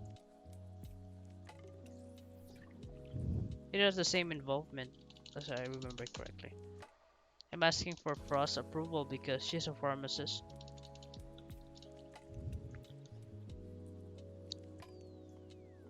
Vitamin C. Tama, right? Hey doc, can certain vitamins prevent you catching a cold and such? Yeah, vitamin C is actually very effective. It's understated. It's not a gimmick, it's not a child thing, it's not like milk. It's actually very effective. Take glutathione pills also, which will help process the vitamin C.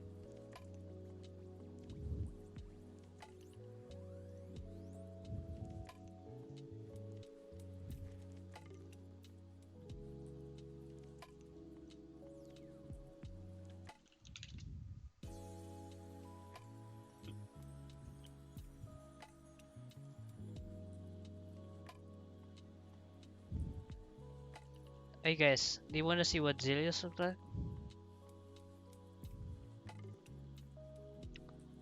Want to see what Zilius look like?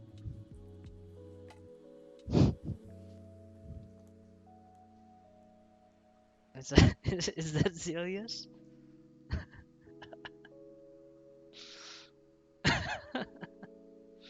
Zil, I love you, Zilius. Oh, okay. So yeah, Zoomer is a member of Gen Z, born in the early 2000s, and characterized as having great facility with digital technology and great social skills. Also sometimes mocked for being obsessed with their digital devices and endless consumerism. The word Zoomer is modeled on Boomer, but there are variant interpretation being applied to it. Short attention span. They zoom. The mocking expression, okay Boomer, okay Zoomer. Okay, I see. Okay, I see, I see.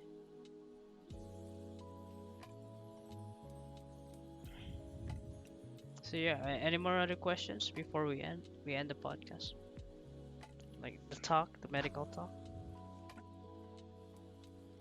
Oh yeah, I hope that we have. I hope you're satisfied with the reaction, Ali, for the link. Oh no, I'm gonna pee again because you guys make me drink a lot. Okay.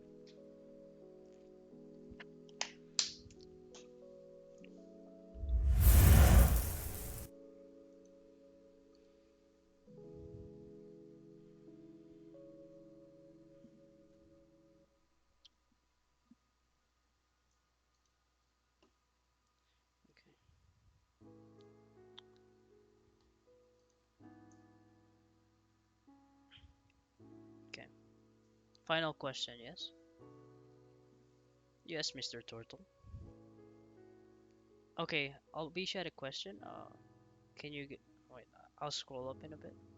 Yeah, sure. Tell me what Mr. Turtle.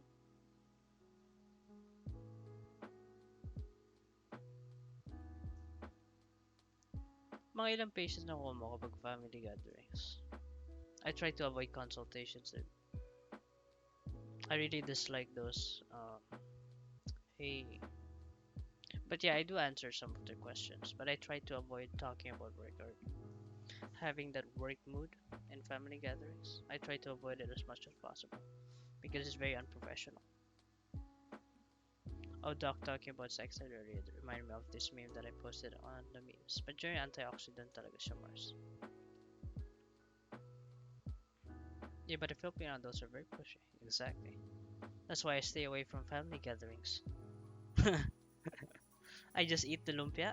I eat the lumpia and spaghetti, and I run out. Run out. I,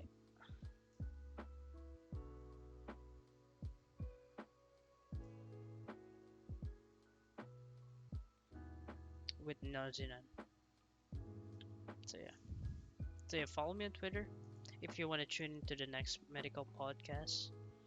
It's DoctorLiquid underscore Twitter. Hi, exclamation mark Twitter. So I can announce it because I don't think it reaches a lot of people.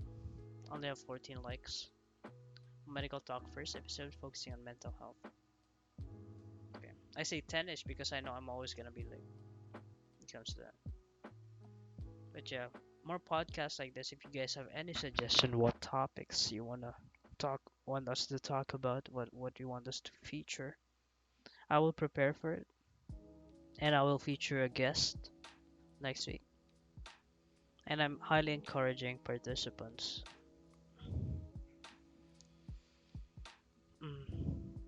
Trauma cases. Thanks for doing this talk. As someone with mental illness, it was very good. Yo, Two Left Eyes, thank you for the 1,000 bits, dude. I appreciate the support. Shout out to Two Left Eyes, Holmes. Yo, thank you so much, man. I mean, you didn't have to. A new follower. I mean, all I care about is you guys listening or participating in chat, passively or actively. It doesn't matter to me. Yeah, but thank you so much for the support.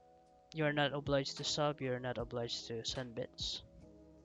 But yeah, that would help the stream, that would help the upgrade of my stream in order to accommodate you guys with a better experience.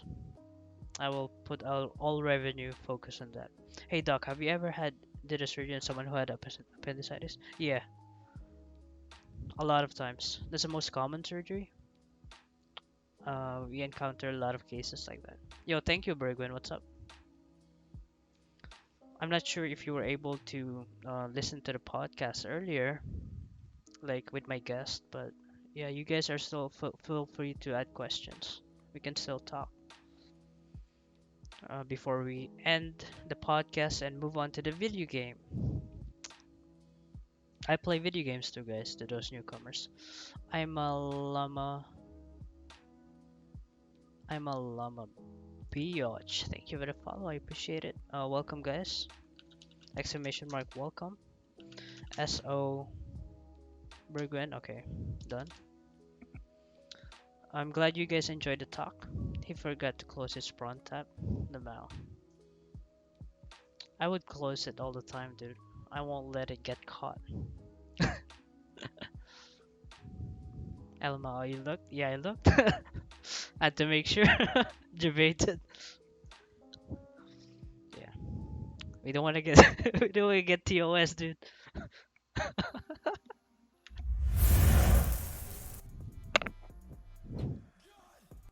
Alright, let's dance. You guys want to dance? Alright, let's do it. Welcome, guys. I'm Dr. Liquid again. And yeah, ask me any question. We're gonna play some hype music. Oh shit, this is not hype music. Alright. Let's go. Oh wait, this is not a family friendly stream. Who said? Alright.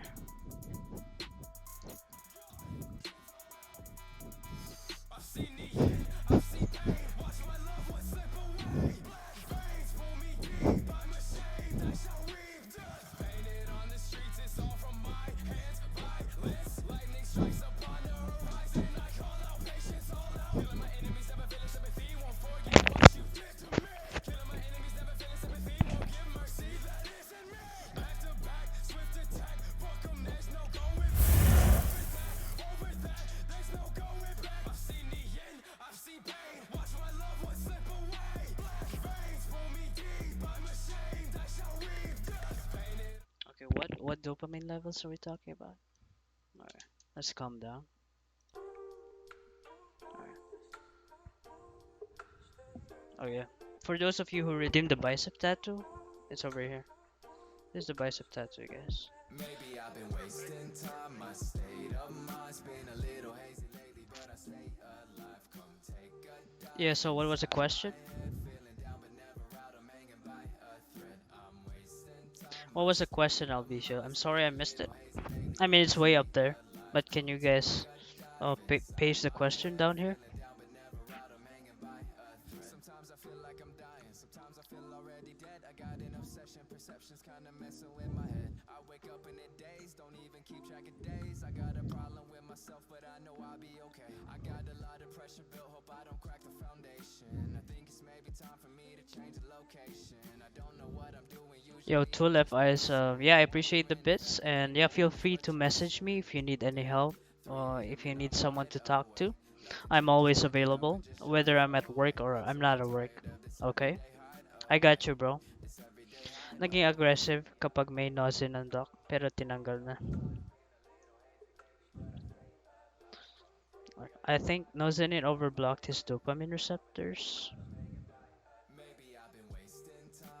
Sounds good, thank you. Yeah, no worries, man. Yeah, guys, check him out. Check out Two Left Eyes. He's on the way to affiliate. Give him a follow. He's a very nice guy. He currently plays Crusader Kings, and he also played Hellblade: Senua's Sacrifice.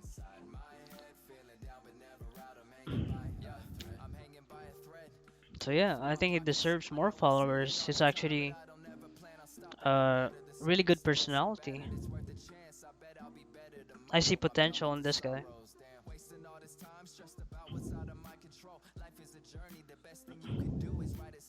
This time, our dose was higher than should have been given. No, I think the best advice that I can give right now, advice I can give to you right now, I'll be sure, is to go back to your doctor. But yeah, they block, they changed your meds, right? So you're good now. But yeah, there's an imbalance maybe in the dosage that made you act in a certain way, in a violent way, that didn't fully suppress the violent tendencies. It was already discontinued. That's good to hear.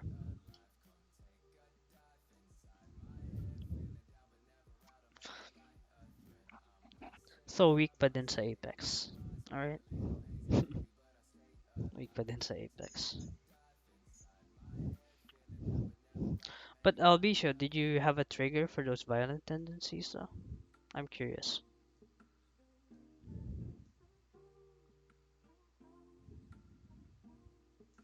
Nasaan na si Mr. Boyce? Where's Mr. Boyce?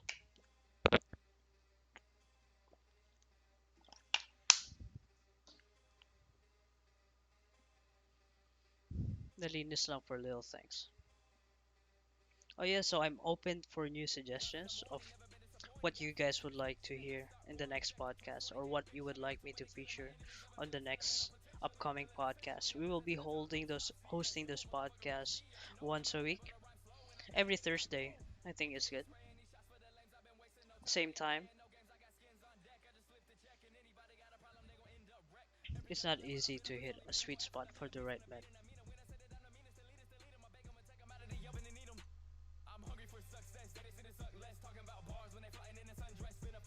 STDs and sex, right?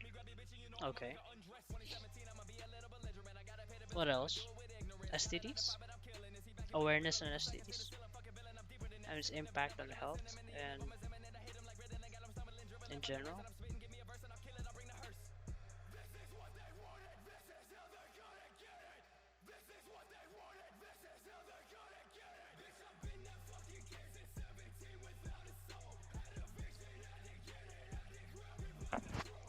What do you mean it took you years to finally be okay, Albisha? Like, for the drug to take effect, or for the right drug that was given to you? I'm curious.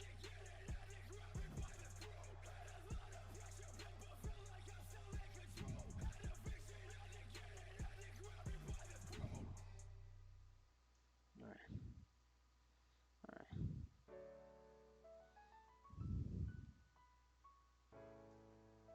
Okay.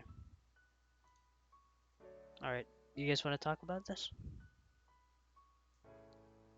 I can't hear you. You can't hear me? Hello? Hello?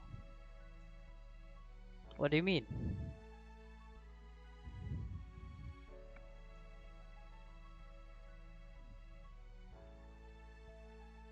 STDs and sex work. Yeah, do you know? Okay. I'm trying to think of suggestions. In side effects focus in the previous meds. Masyado malala. I see. You know, when you experience side effects, you don't actually know their side effects in the beginning, so bullying is also a good topic, yeah. Maybe bullying. Okay, counter bullying. Psycho okay, psychological repercussion. Okay, I'll consider that. Just send me those suggestions on Discord if you guys want to make a list. A small, like, name your top 3 topics that you want us to talk about and counter. Oh, with our medical, and I'm gonna relate it to the medical, to my medical prowess experience. Gonna be objective about it like usual. Okay, so let's talk about this one. Your breakups hurt, but have you ever been super talkative, enthusiastic person, but slowly over the years and after trauma, watch yourself become more quieter and quieter to the point where that enthusiastic, bubbly person just isn't who you are anymore? Yeah, yeah. So I think this person is trying to say, like, when they experience breakup, they lose a part of themselves. They lose that bubbly personality of them. You know what I'm trying to say?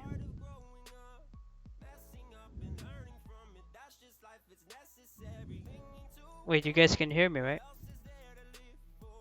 Okay. Everyone's talking about circumcision. Oh my god.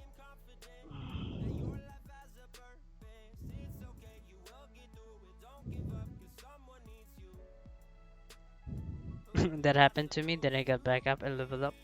Yeah. I used to be, okay, enough drinking. I drank so much water, guys. Why is there no limit to my hydration? What the fuck?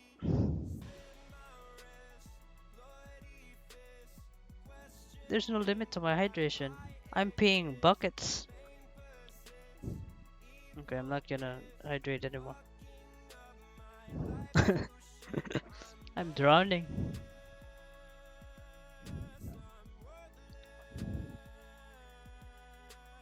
But yeah, during breakups, guys, you lose a part of yourself. I discussed this yesterday. It was a discussion. When you break up with someone, you don't just lose that person. You lose a part of yourself that you have associated with that person that you guys shared. Like a trait of yours that you shared with that person, that other person takes it away from you. Or you give it to them. Hot seat kahapon, man. No, no, no, not hot seat. That's different. It's a love seat. Bakit parang kasalanan?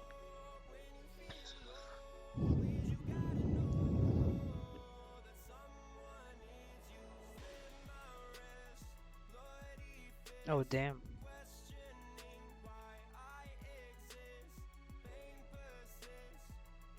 Okay.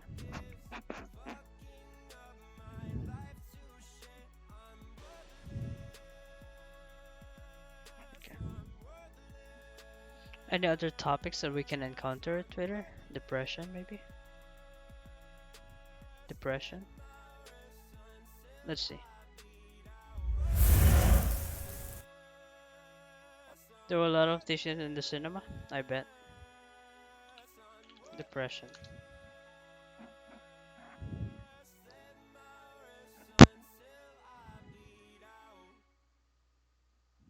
Mhm.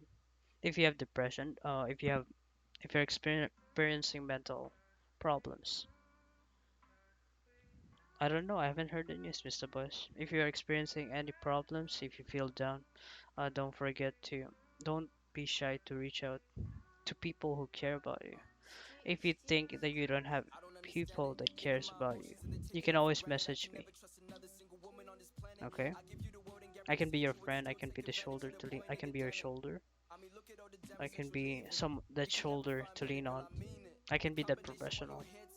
You can pick which one you want. I won't judge you. But yeah, if you're going through something, I hope that you guys are gonna get over it real soon. Stay strong. The fight is not over, but yeah, we're gonna get through this. Let's search mental health on Twitter.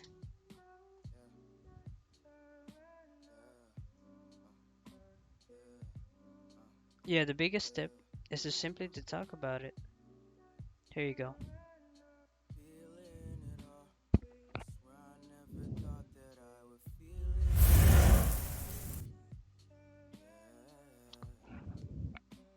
Why is students' mental health being ignored and they are coerced to appear for exam when India is portraying a larger understanding of mental health awareness at the given point of time?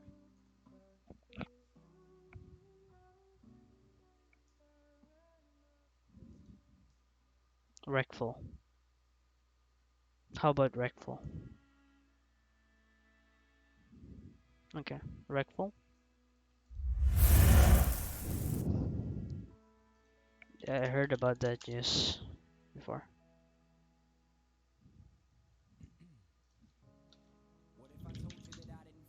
Let's find an article to react.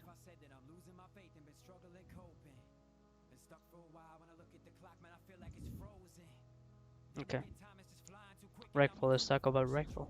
Alright, Chodo-san, thank you for the alert.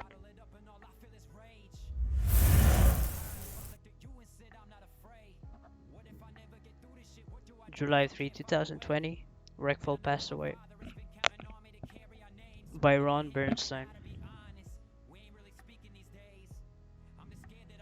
He was the #1 World of Warcraft.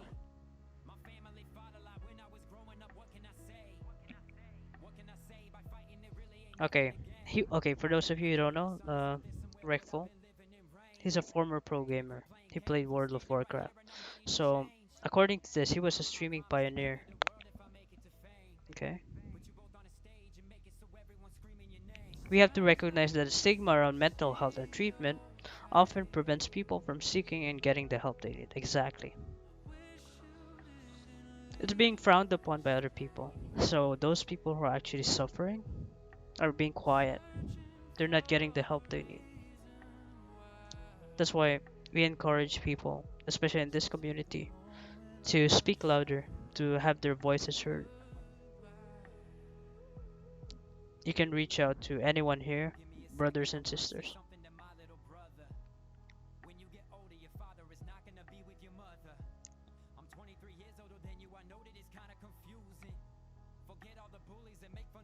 Because you can't actually recognize someone who have mental illness, who are suffering from mental problems, who are depressed. They can mask themselves. They are used to hiding from people and showing a different facade. They can appear as happy. So just ask them one simple question: Are you happy? I know you're portraying happiness in your persona, but are you happy? Are you happy, friend? That means a lot.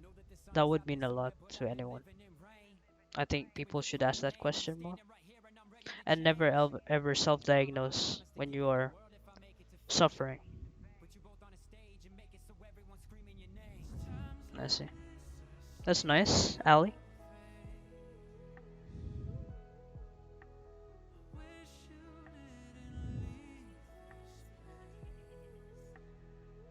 That's sad. Condolences to this guy. Rest in peace. Yeah, it's not convincing. And people usually answer. Like when you ask, how are you? I'm okay. But the thing is, it has become a routine to ask those questions. What about break out those routines? Like ask the meaningful questions. Enough of the small talk, more on the deep, meaningful talk. Are you happy? I think if you ask someone that, they would really stop and think and try to think about it, and they might be encouraged to share what is going on, whether you know them really close or not. But yeah, suicide is really tough thing to handle, Streaming can get draining and really mess up someone's mental state. Please remember to be kind to one another and spread positivity in the world. Yeah.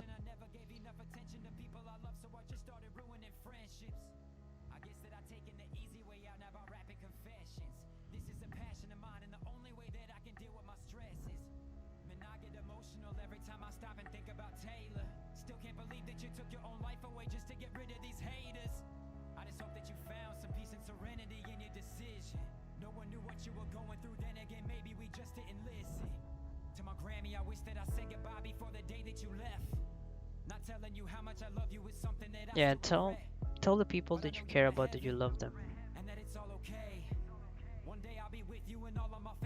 You never know when is the last breath, your breath or theirs.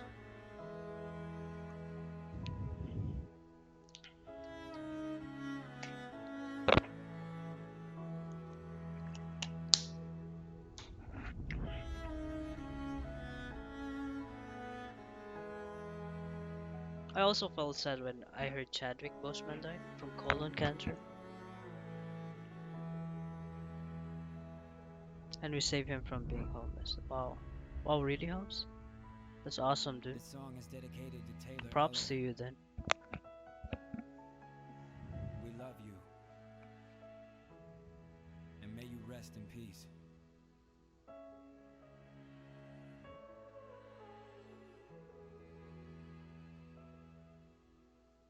Okay, if you live in Canada, the Canadian Association for Suicide Prevention, Depression, Hurts, and Kids Have Fun.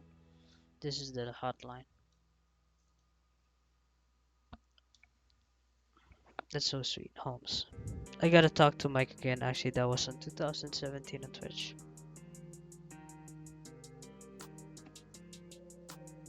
So yeah, if you guys...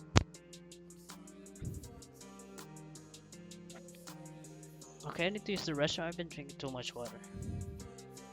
No more hydration, okay? I'm sorry that I fucked up.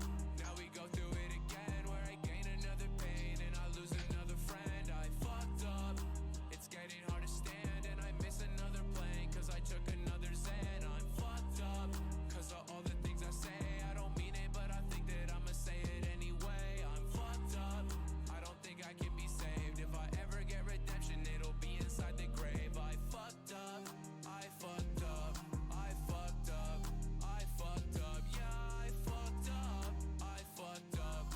I fucked up. I fucked up. Yeah. Rick James, 22 chains. Try to change, take away the pain. Made it out the motherfucking block on my own too. Try to hit me up when I'm up. I don't know you. The memories I have, the things I buried in the past. Moments I cannot get back, still can't forget you. And when the tears fell down your face, and all the words I can't erase, all the But it's okay to give up when you try to have so many times sa mga tao na may. Tara, you try, opinion ko lang. Yeah, as long as you try, that's good. It's okay to be rejected for trying to provide help or aid or concern. It's okay.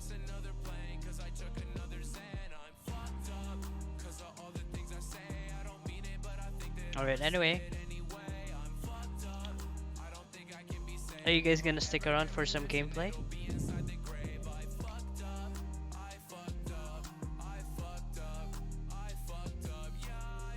So I tend to think, okay, someone messaged me. I'm not gonna say who it was. Okay, someone messaged me. Not gonna name that person for privacy. Sometimes I think I'm depressed, but then again, I don't want to be, and I don't want to self-assume. So I tend to think that I'm not, and maybe I'm just really just having a hard time. But then again, sometimes I just catch myself doing some things that I don't want to, and realize that I'm overthinking most of the times, and downing things and would feel hopeless. Doc, is that depression, or am I just stressed out?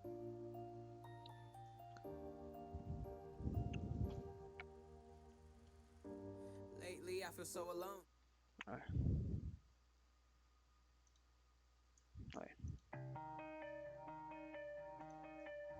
Okay, let me answer this question. Yo, Bergwin, platform. Thank you, Bergwin. Yo, what's up, Red Heine? Welcome to the stream.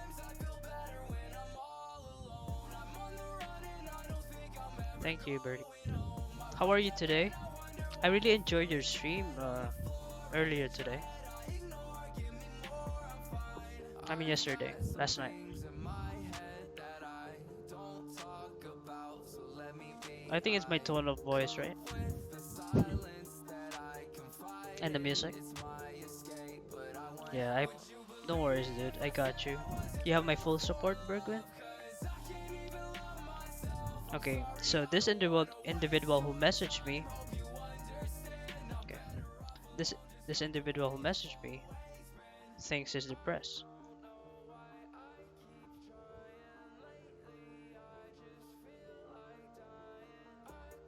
Okay, I think it sounds like depression. Voice presentation lights. I'm working on it, Bergwin. Thank you so much. I appreciate it. Oh yeah, by the way, Bergwin is on the road to affiliate. Please give him some support. He's been really nice to us, to me as a streamer. It's really friendly. Go check him out. He plays a lot of variety of games. He does tech streams.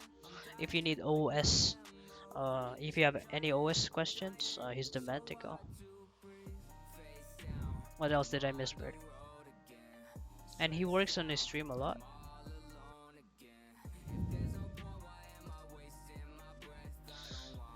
Okay. Okay, so this guy, he thinks he's depressed. But he doesn't know, and he doesn't want to assume that he is depressed. He's having a hard time, and he catches himself doing things that he doesn't want to. You missed that one day you and I will have a medical technology. Yeah, we should do that collaboration, Bergman. About medical robots. I haven't forgotten. Let's schedule it, Bergman. We will talk about technology. We'll fit that in the schedule. Because I know you have a lot of great input regarding it. You want to talk about biomedical stuff, bioinformatics and nanotechnology. Yeah. I'm gonna tell Chris about that, the tech tourist.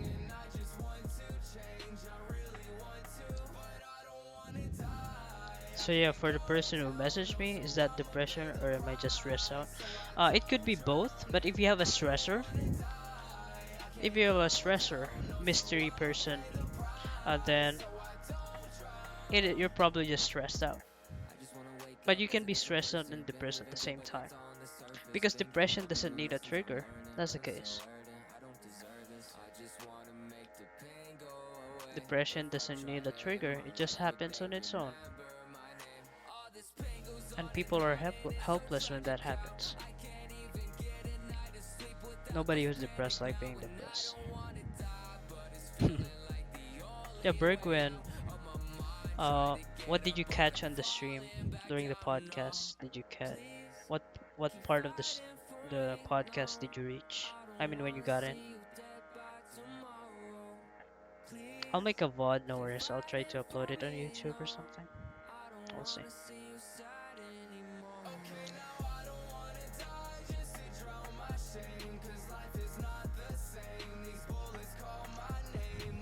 I came in about the tail end. Okay. Don't worry, the VOD is always readily available if you want to catch up. I'm still trying to figure out how to upload YouTube videos. I don't know how to crop videos. Maybe you could help me with that. Or someone in chat can. Oh, by the way, for the point system, did you message me about it, Holmes?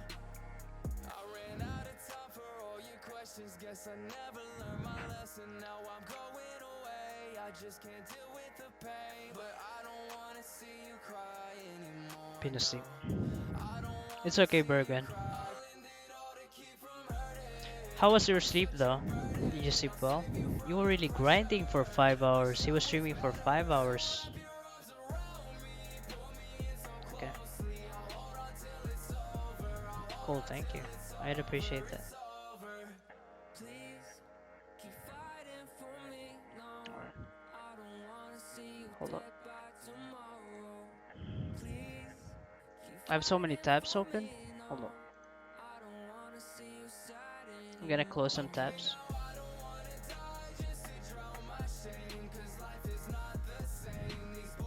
Yes, so, yeah, guys, remember World Suicide Prevention Day is on September 10. So yeah, make sure you tell your loved ones you love them and reach out to those people who has been quiet, who has not been talking to you for a long time. That would mean a lot to them. The longest.